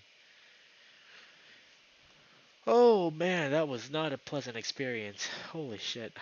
I'm convinced that the thing with the mirror was corrupting Chase in this route, is what was corrupting Leo in his route. Both are emitting similar behavior in Leo. That's true, actually. I actually forgot about that, because Leo did see something in the mirror that ended up like making him more defensive and more jealous over Chase, but now in this route, it seems to be the complete opposite. That is actually not a. That's actually a good. That's a good analysis. I like that. Because, again, like, every single one of these pathways, they all connect to each other in somehow, in some way. So that is actually a really good idea. I can see the light that outside through the curtains. How long was I in there? It must have been hours. I don't care though. Still shivering, I head for the closet bed, sliding under the covers of my clothes and laying my head against the pillow. I realize then that this is Jenna's bed, and I can smell her perfume along with the faint scent of fox musk on the pillow. Where was she again? I can't even remember through the haze in my head. I think I fall asleep, but I'm not sure. A sudden knock at the door makes me jump. I curl up tighter under the covers, hoping that I just dreamed it, or whoever is outside just goes away. Then the knock again, followed by Leo's voice. Leo! Leo! Otter? You in there? I cringe, squeezing my eyes shut, having completely forgotten about him. Why had he chosen to show up now? I lay still for a moment, then he yells again, which makes me jump out of the bed, cringing at the pain in my joints. Groggily, I stumble to the door, leaning against it for a moment as I feel lightheaded, trying to gather myself. Finally, I fix my face into a tired smile before opening the door. Leo stands there, his ears perked and his eyes wide as if he hadn't expected me to open the door. Oh, hey Chase, are you alright? He reaches out to rest upon my shoulder, looking me over. Yeah, I was up all night doing my project. Left until the last minute. I gave him a sheepish grin. Leo clicks his tongue at me. Isn't that due tomorrow? And aren't you driving home all day today? I shrug. I'll be fine. If you say so, Otter. He continues to stare at me with a look of concern. What's up? Well, I guess I'm sorry, I just haven't been around more this week. I guess I was just being a bit unfair to you. I whacked my brain for a reason why Leo's apologizing to me, or how exactly he'd been unfair to me. I guess just been a bit down because you weren't talking to me as much as I thought you would. Oh, had Leo been avoiding me all week? I hadn't even noticed. Oh, well, I mean, it's alright. I was just wondering why you hadn't texted me. I've been missing you. Ah. Leo's ears flatten and I see a look of shame across his face. Well, you could have texted me too, you know. I didn't want to bother you. I could tell you weren't all that happy. Leo lets out a big sigh, letting his shoulders droop. I'm sorry, Chase. I guess I just felt kind of shitty after what Flynn did. Then you just kind of went quiet. I scratched the back of my head. Yeah, I can't deny that he kind of ruined the whole vibe of the whole trip. But I really should have called you afterwards. I'm sorry, Leo. My dad did call me to work every day, so I guess it would have been hard to work things out anyway. sounds similar. He's still making you work weekends too? Usually, yeah. Leo looks past my shoulder to the motel room. Anyway, when I texted Jenna, it sounded like something was wrong. Guess she's already back in Pueblo? I shrug. Yeah. I guess the tension got to her in the end. She took off early. She was complaining about Flynn the entire time she was here. Leo lets out another big sigh. Great, he's been acting strange too. Oh yeah? I silently hoped that the wolf wasn't going to ask to be let in. Yeah, driving around acting all shady. That's actually what made me want to visit you, see if everything was okay. Carl isn't even responding to me. I'm good, just tired and stressed out. Is Teach here? He's actually hanging out with an old friend in Peyton right now. Once he comes back, we're gonna start driving back. I was actually in the middle of a nap.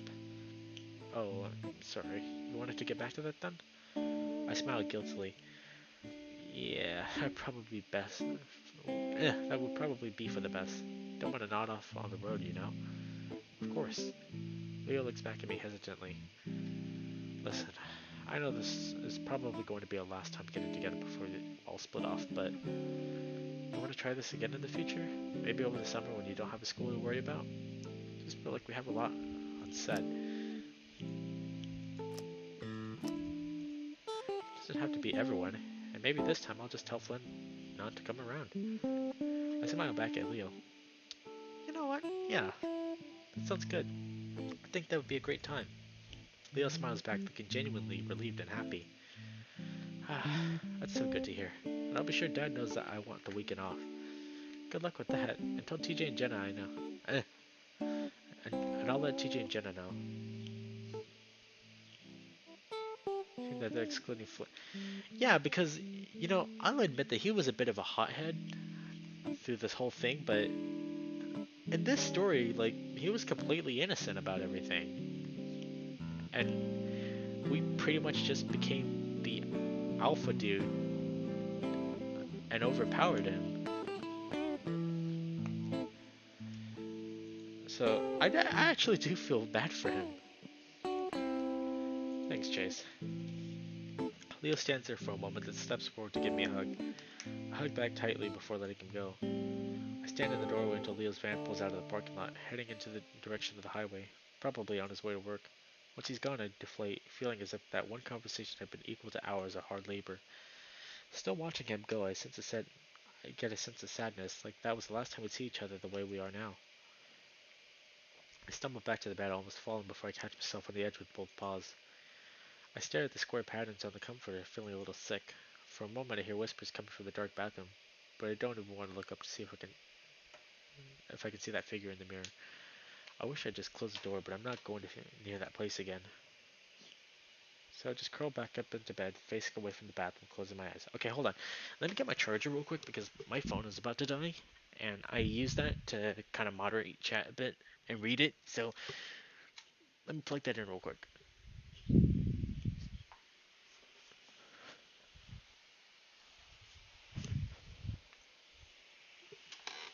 Oh shit, actually, there we go.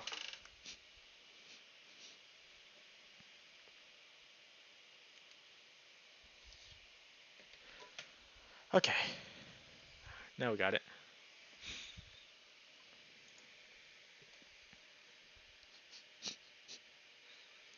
I got bored of skipping rocks pretty quickly. Leo was good at it, and he could skip them over the water 5 times before they sunk. Even Jenna could do it at least 3. I think this is the first time we've seen young Jenna. Mine would splat once and sink like the stones that they were. After Leo left at my last one, I glared and decided to go farther down the beach where no one else could go. Hey, not in the way of the rocks. You're going to get hit. Leo telling me to be careful only made me more angry, and I cut through the water, far below the surface so they couldn't see me. I go back in the direction where we came from, wondering if Sydney and Toby are in the shallows, that I might be able to surprise them. When I come around the curve of the beach, I see that they are in fact in the shallows, but I can tell immediately that something isn't right. Toby's flat on his stomach in the water. Sydney's sitting on his back. Toby has just enough room that his head barely sticks out in the water. As I poke my head up, I can hear the cat sobbing. Sydney isn't saying much at all. He's got a strange look in his face.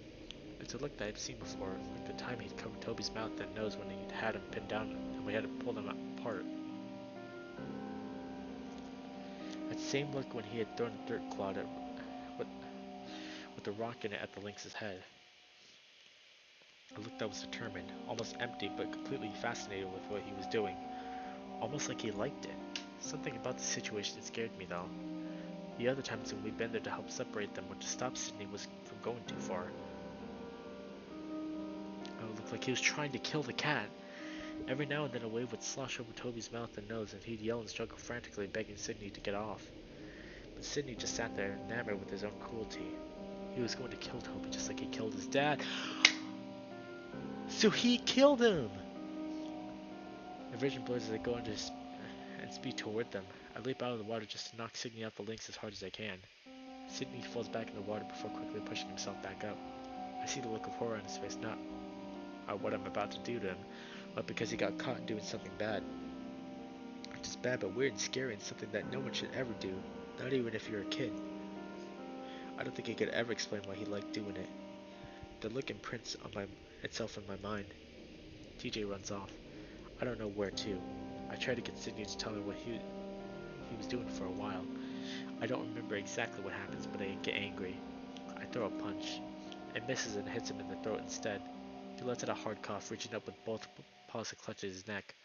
He manages to stumble to his feet without using his paws, his Lucha Lobo swim trunks wetly clinging to his legs. I don't give him a chance to stand for long. I tackle him again and grab his head, shoving it underwater. He scrambles frantically. I feel a dark satisfaction in my chest at the way I can hear his screams through the bubbling of his exhaling breath. I finally let him go after a good 10 seconds and he comes up gagging and choking. He starts to scramble away at his paws and knees before getting up. I see snot hanging from his nose and chin as he stumbles, snorting out water, and I can tell he's about to cry. You tried to kill me! I'm telling Leo, you tried to murder me! So that was it. For some reason, the way he immediately tried to put that on me. It was then that I believe he was trying to kill TJ. Maybe not even on purpose. Maybe just waiting for it to accidentally happen. I don't know. But now he was going to make everyone think I'm a murderer. Even though we all know that he did it. He stumbles away and I go after him, grabbing him. He's trying to kill me! His voice is weak and so is his body. Especially in the water. I poke my head up through the waves in front of the others. Otter, move! We're gonna hit your head. I shrug my shoulders, dipping under the water again so I can hug myself in trouble alone. Again, time passes in a way that I'm not familiar with.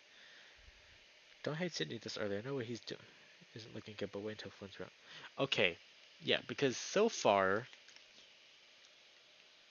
it's not really looking good.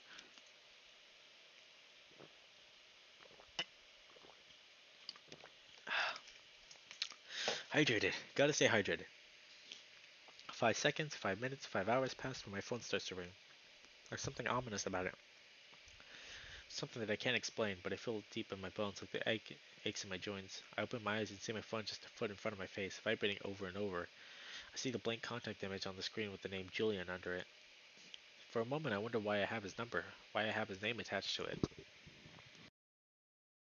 Then I remember it's because we exchanged numbers during the scavenger hunt, so that I could call him to meet up. Slowly I reach out and press the green button to answer. I raise it to my ear waiting, but only getting silence on the other end. Hello? Hey, Chase? Julian's voice sounds hesitant, like he's not really sure about what he's doing, like he doesn't know me. Yeah? Hey, something happened that I thought you or at least someone should know about. I slowly sit up, the blanket falling away from my shoulders. What's up? Well, TJ spent the night over at my place after what you did. TJ's uh, Julian's voice takes on a hard edge, and for a moment I'm not sure what he's talking about. Then I remember the forest and what happened there. For some reason, the thought doesn't create that horrible empty guilt I felt yesterday. In fact, I feel nothing. Anyway, we got him a bus ticket back to CCU and we're hanging out until the departure time, which was an hour ago. Yeah. Well, that lizard guy showed up. Flynn? He showed up at my house. I don't know how, but he knew where I lived, but I think Janice told him. Anyway, he wanted to talk to TJ, and eventually TJ told me that I could just wait inside, so I did. After a while, when I looked, they were gone. Gone? Yeah, and so was his truck. I'm pretty sure TJ went with him, but I don't know. They were both acting really strange, so I don't really feel good about it. TJ won't respond to my texts either. I see. So, since your number is the only one I have from your friend group, I thought I should tell you. I thought I should tell you so you can let the others know too. All right, I'll do that. All right. There's a pause, but I'm already getting up, looking for my keys. I'll probably check things out myself before my shift today. You know where Flynn lives? I can tell that the Buck doesn't really trust me with this information. And why would he? I don't care though. Yeah, he's on Shefford Street. Janice will be able to point out where it is for you, but I'm heading out over now. Let me know if you find anything out. I will. Later. Bye. I feel my heart rate picking up speed as I finally find my keys under my backpack on the table. I snatch them and jog out of the motel, the heat of the afternoon sun coming over me in a wave. I realize then how late it is. I've been out in the motel for nearly a full day, but to me it felt like it was only a few hours if that. I should be on the highway right now, if not already back in Pueblo, but I realize that none of it matters now. As I sit down in the oven heat, like heat, uh, as I sit down in the oven-like heat of my car, I see it staring at me from the back seat. I'm not afraid of it, at least not right now. It means that I'm on the right track, I think. I'm doing what I was meant to do. No, wait. If I'm if I'm correct about this, I know where Flynn and TJ are. He probably thinks that's the best place to get the truth out of TJ. His truck sits there in the small parking lot alone, gleaming at the setting sun. I pull up right next to it and look inside. Empty. I park and shut off the engine, jumping out and jogging toward the faint trail through the sagebrush. I know exactly where to go. Instead of turning right like we did yesterday to the boulder, I take a left. I haven't been on this part of the beach in over a decade, not since it happened. I know this is the right direction though, and soon enough I see the bend on the beach that turns into the shallows that we played in so many times. I also see an odd set of tracks leading into that direction. Flynn's footprints, not hard to recognize with their long clawed toes. But there's another pattern next to them. They aren't footprints, but drag marks, like Flynn had been dragging something next to him. I pick up the pace and start to run, breath catching in my throat, that feeling of not being able to turn back and looming over me like a dark fog.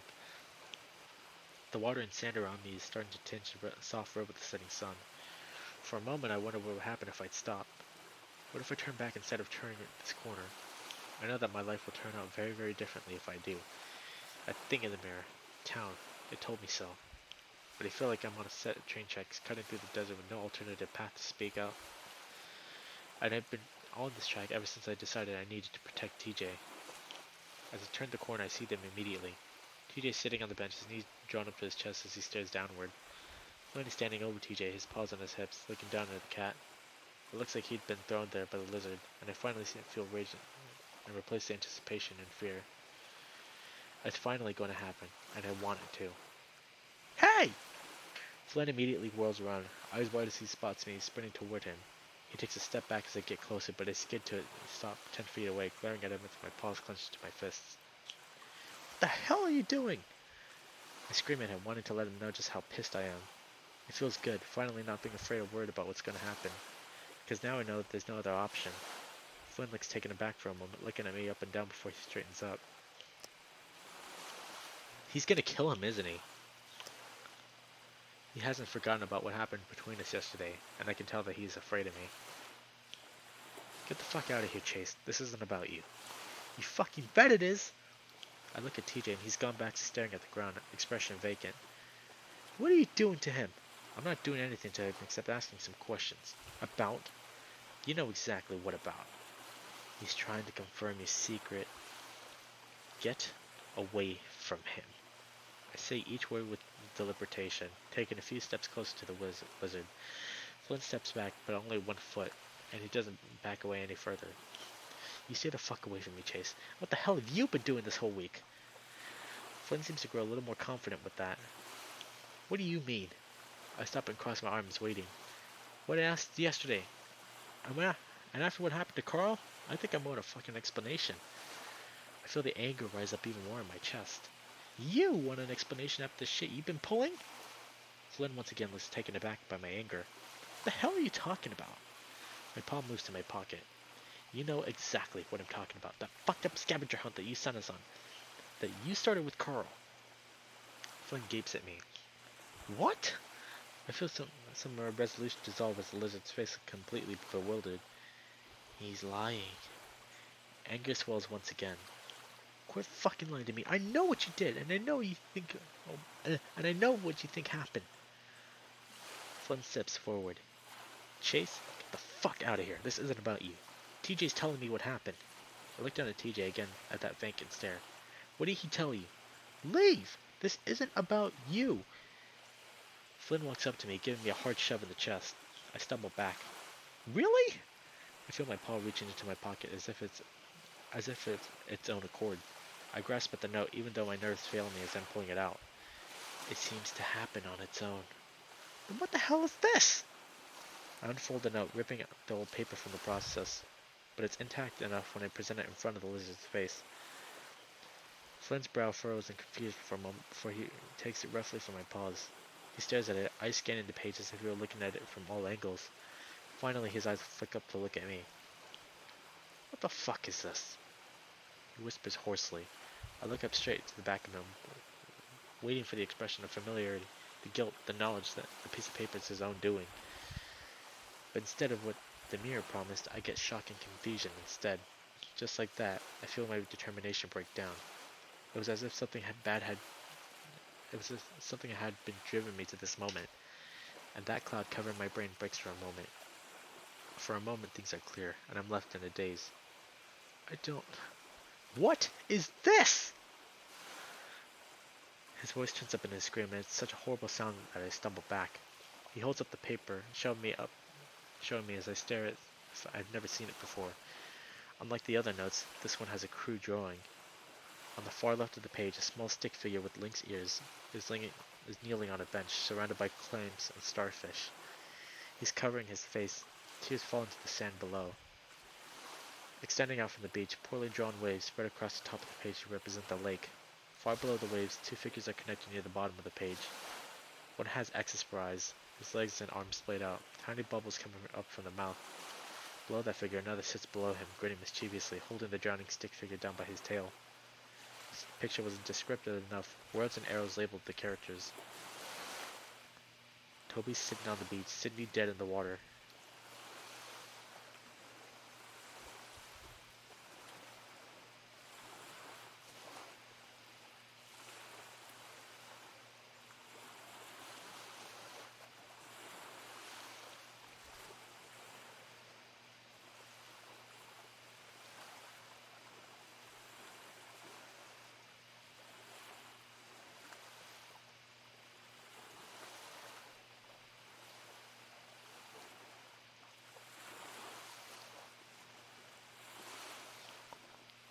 Oh shit.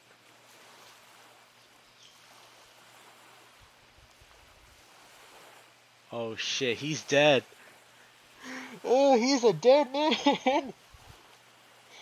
Oh, he's a dead man. Chase. Flynn's walking toward me and his expression is like nothing I've ever seen before. Chase? I can see in his eyes of what he's about to do. I back away, stumbling, and that's when he rushes, tackling me to the ground and crushing me into the hard, sharp rocks underneath. Unlike yesterday, all my strength and confidence has abandoned me. It's like whatever's been driving me has left me right at this moment, taking several steps back to watch. Like it wanted this to happen all along. Flynn's fists find my face, first one on the right side, then another on the left. Each of them brings a flash of light to my vision, and at that moment all sense leaves me. It's kinda nice in a way, like I don't have to be present for the horror that I brought upon myself. A few more punches come my way. The impacts feel like earthquakes in my head, but I don't feel any pain. Instead, they leave me feeling stunned, like I've been electrocuted. I can feel blood pouring from my nose like a faucet though, and soon it fills my mouth with that familiar metallic taste. You fucking piece of shit, you think you just play me like this? His strong big hands find my neck and start to squeeze. The blurred vision I can see him above me, eyes filled with tears, glaring down at me with a rage that I didn't even think was possible. You little shit, you won't fucking get away with this shit this time! I hear the rustling leaves again, my reflection. Sydney, the town, whatever it was, laughing at me. Vaguely, I wonder if Flynn had been spurred on it by it too. We're puppets. Nothing seems real right now. What's happening to me? To Flynn? What's happening between us? It seems impossible. But the breath that's stuck to my throat is very real, and I start to see stars and blackness begin to cloud my vision. After the things I've done, I guess I deserve it. I guess this is the appropriate way to go out. Flynn. A soft voice comes from the distance. It was me. I did it. Hands come away from my throat, and I take in one massive breath like I'm coming up from the water after being under for far too long. Spit and blood go down my throat into my lungs, and I roll over, letting out a great cough, spraying the rock in front of my face with dark drops of blood. What? I watch blood drip to the flat rock and a steady rhythm from my nose, having to breathe extra hard through my nose because of it. I said I did it. It was an accident. I pushed him into the water and he drowned! I grabbed the rock, stumbling to my feet, feeling that old anger return. He's going to kill Toby, stop him! I stumble unsteadily to my feet and turn to see the lizard with his back to me approaching TJ. He'll never leave Toby alone, just like Sydney. I stumble after them, hand tightening around the rock, the back of Flynn's head in my sights. What did you say? But you can stop it for good and break the circle. I'm a few steps away from Flynn when I swing, bringing it down on his head as hard as I can. And the sound is awful. Immediately Flynn bends over, screaming in pain as his paws come up to clutch the back of his head. I swing again, this time glancing off the top of his head, most of my power robbed by the poor ankle. Flynn turns to me, then it still crouched low and tries to tackle me. I stay on my feet for the most part, but I'm pushed back several feet as I grab onto his back for support. I feel the cold water on my feet, and that's when I grab the lizard under his armpits and start to pull us both out further. Flynn doesn't seem to realize what's happening until the water's up to our knees. He stands up straight and I see the blood running down his face from his head. He's glaring at me, expression mild and the gaze clouded just like mine, and he takes a swing at me. It lands on my jaw. When my head is snapped to the side and another flash fills my vision, I'm able to grab that paw and swing him out further into the lake. The lizard stumbles into the shallows, standing up waist deep, and that's when I throw myself at him with everything I've got.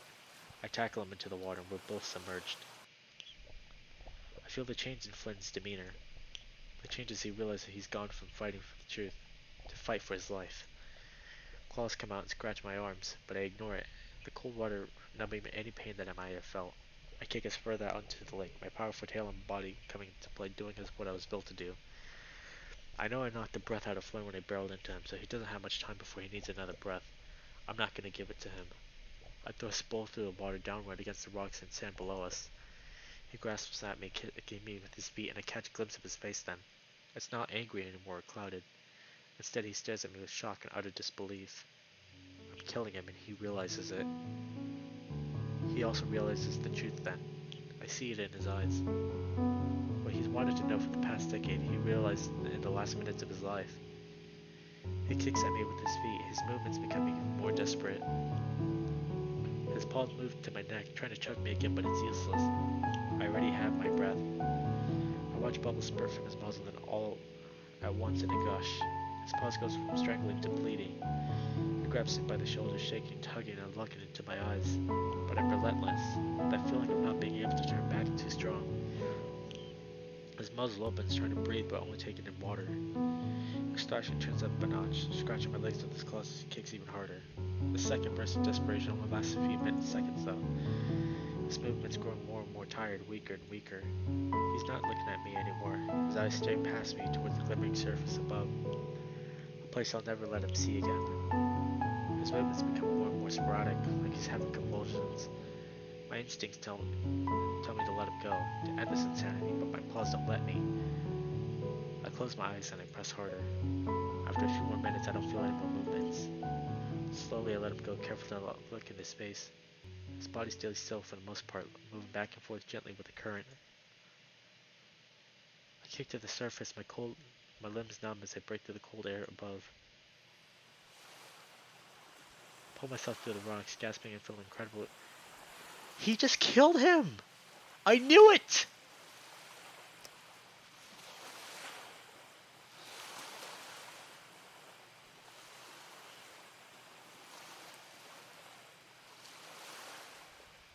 The face looks blank, and for a moment I see the horrible gashed mouth. I know I'm crying even if the lake water is covering it up. What happened? But as I look up, I see TJ there. Everything comes together. He's on his knees staring past me. His mouth is hanging open. Suddenly I remember exactly why it has all happened. Suddenly I remember exactly why it is this all happened. And my chest fills with warmth and love for the cat as I stumble toward him on my knees. TJ doesn't even seem to notice me as I wrap my arms around him, pressing it. Ew! I've got you, we're okay, he's not gonna hurt you anymore.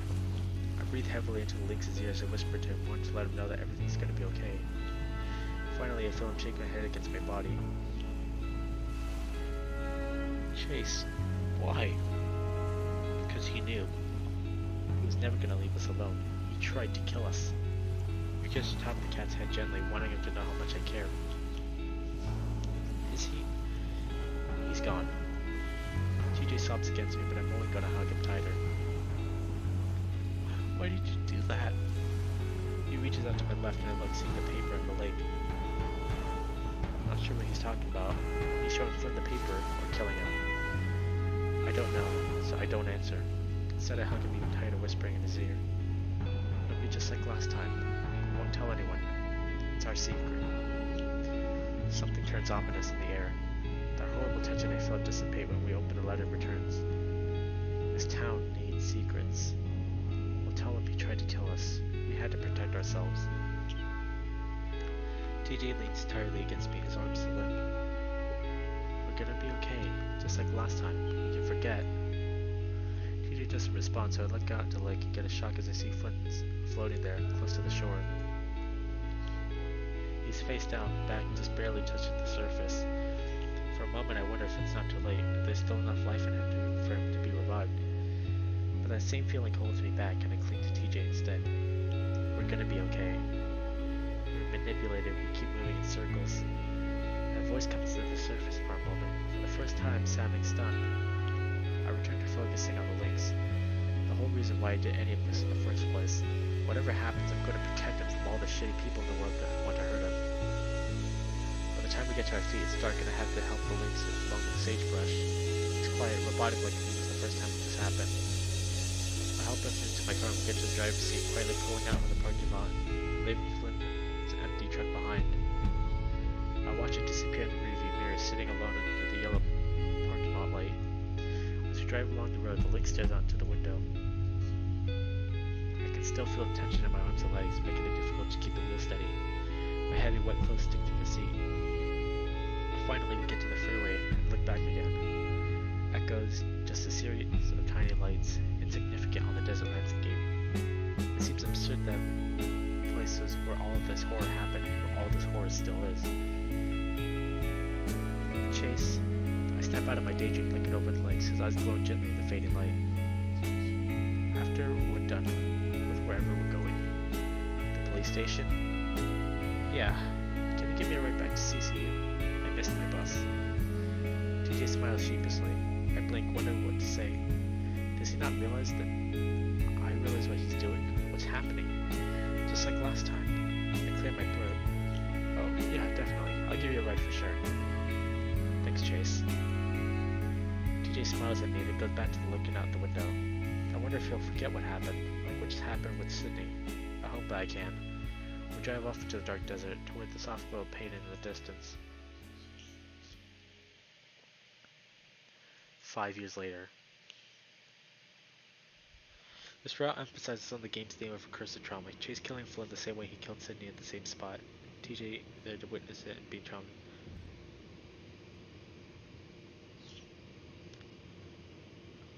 I'm just gonna say that that is absolutely disgusting.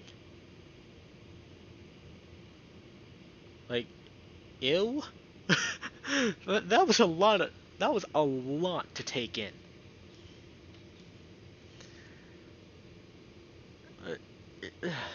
Ew. Seriously, this is gonna be such a good fucking time. You'll be glad you came.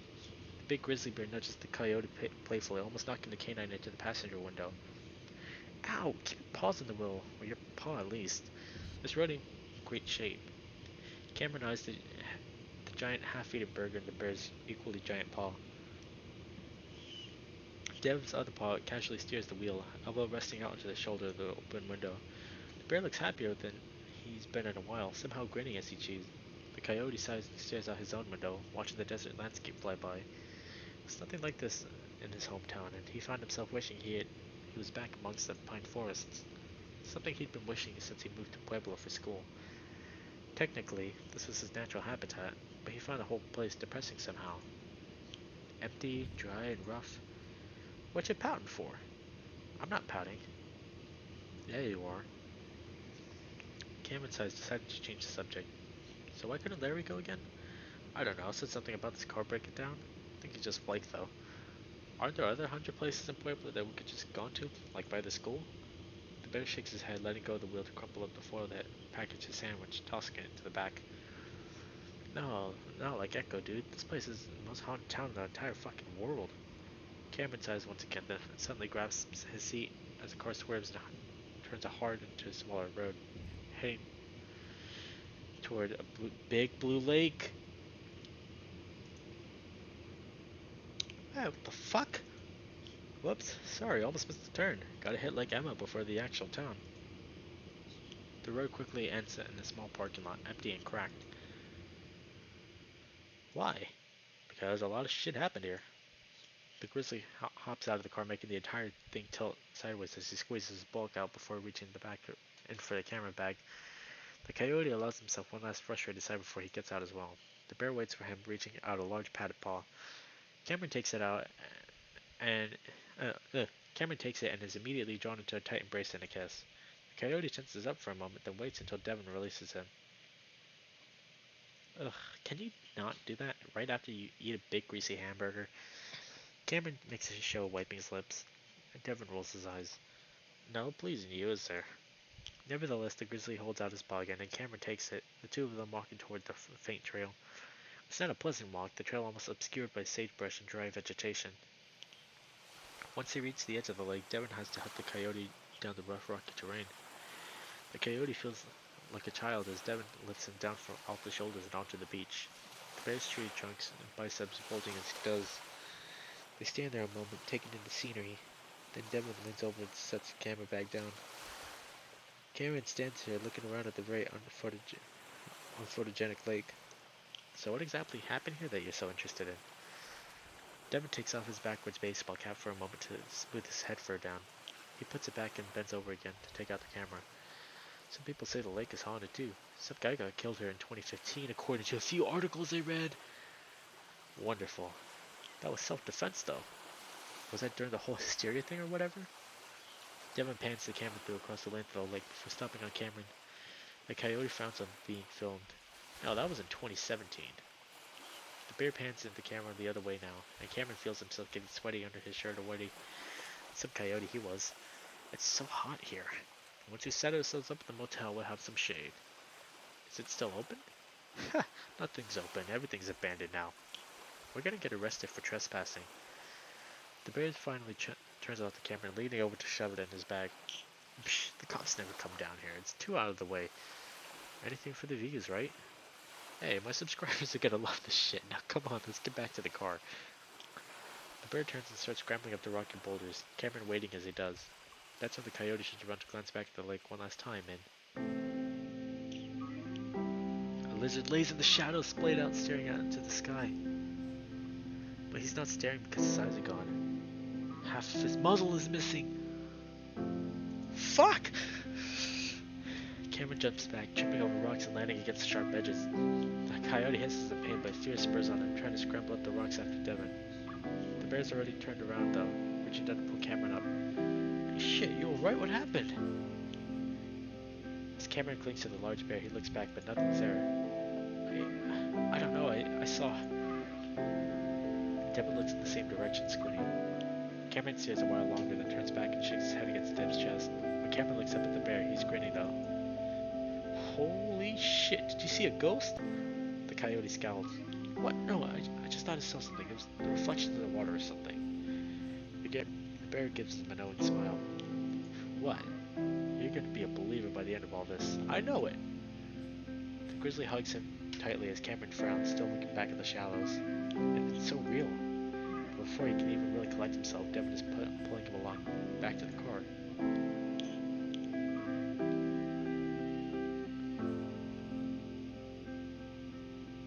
The characters of the protagonists of the sequel arches. The chase is under the effect of the mirror entity when kills. Oh my god, this whole, like, freaking arc. Holy shit, dude.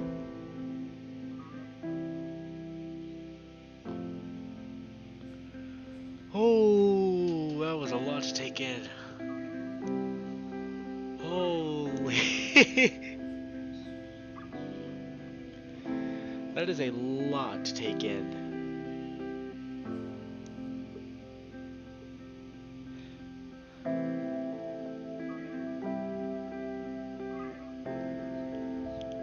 So wait. So let me try to summarize this whole thing. So pretty much Chase killed Sydney and TJ was a witness. And then pretty much the same thing happened again, but Chase somehow is free?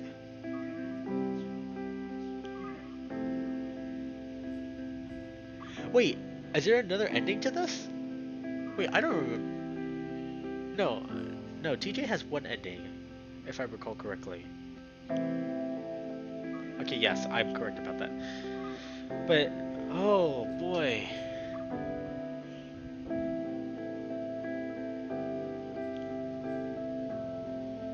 So, Chase killed 2 people in his lifetime.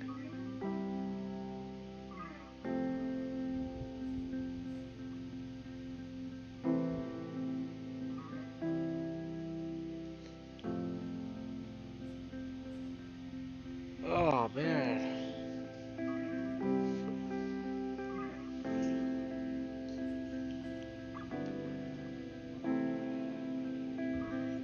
Yeah, at least in this route. But that means that in every single other route, he's actually killed like someone in his life. Like originally I thought that he killed Carl, but he was alive, but finding out that he killed Flynn and Sydney, that's a...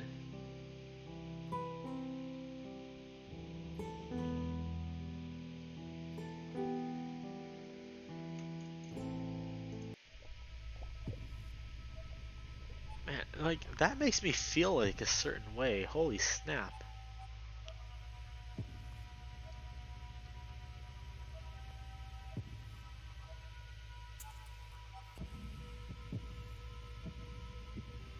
We have like almost all the CGs here already, but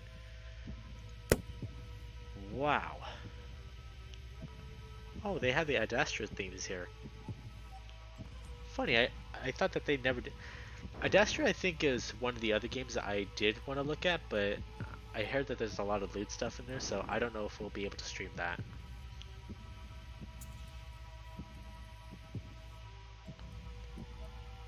One's got 6 days, and Jenna's got 5.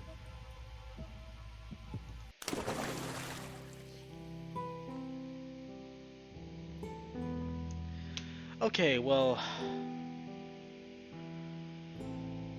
Whew! That was a lot to take in.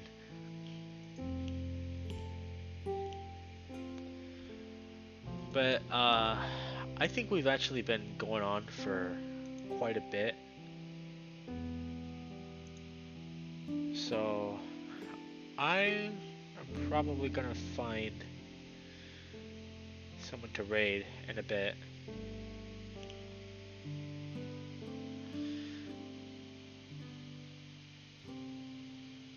Oh, you know what? I think I know who I want to raid. I haven't seen this person in forever, but...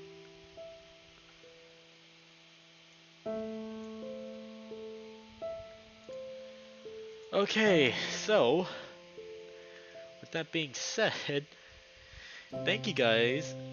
Well, thank you everyone who stopped by for my first ever return to streaming. But wow, that was a lot. That was a lot to take in.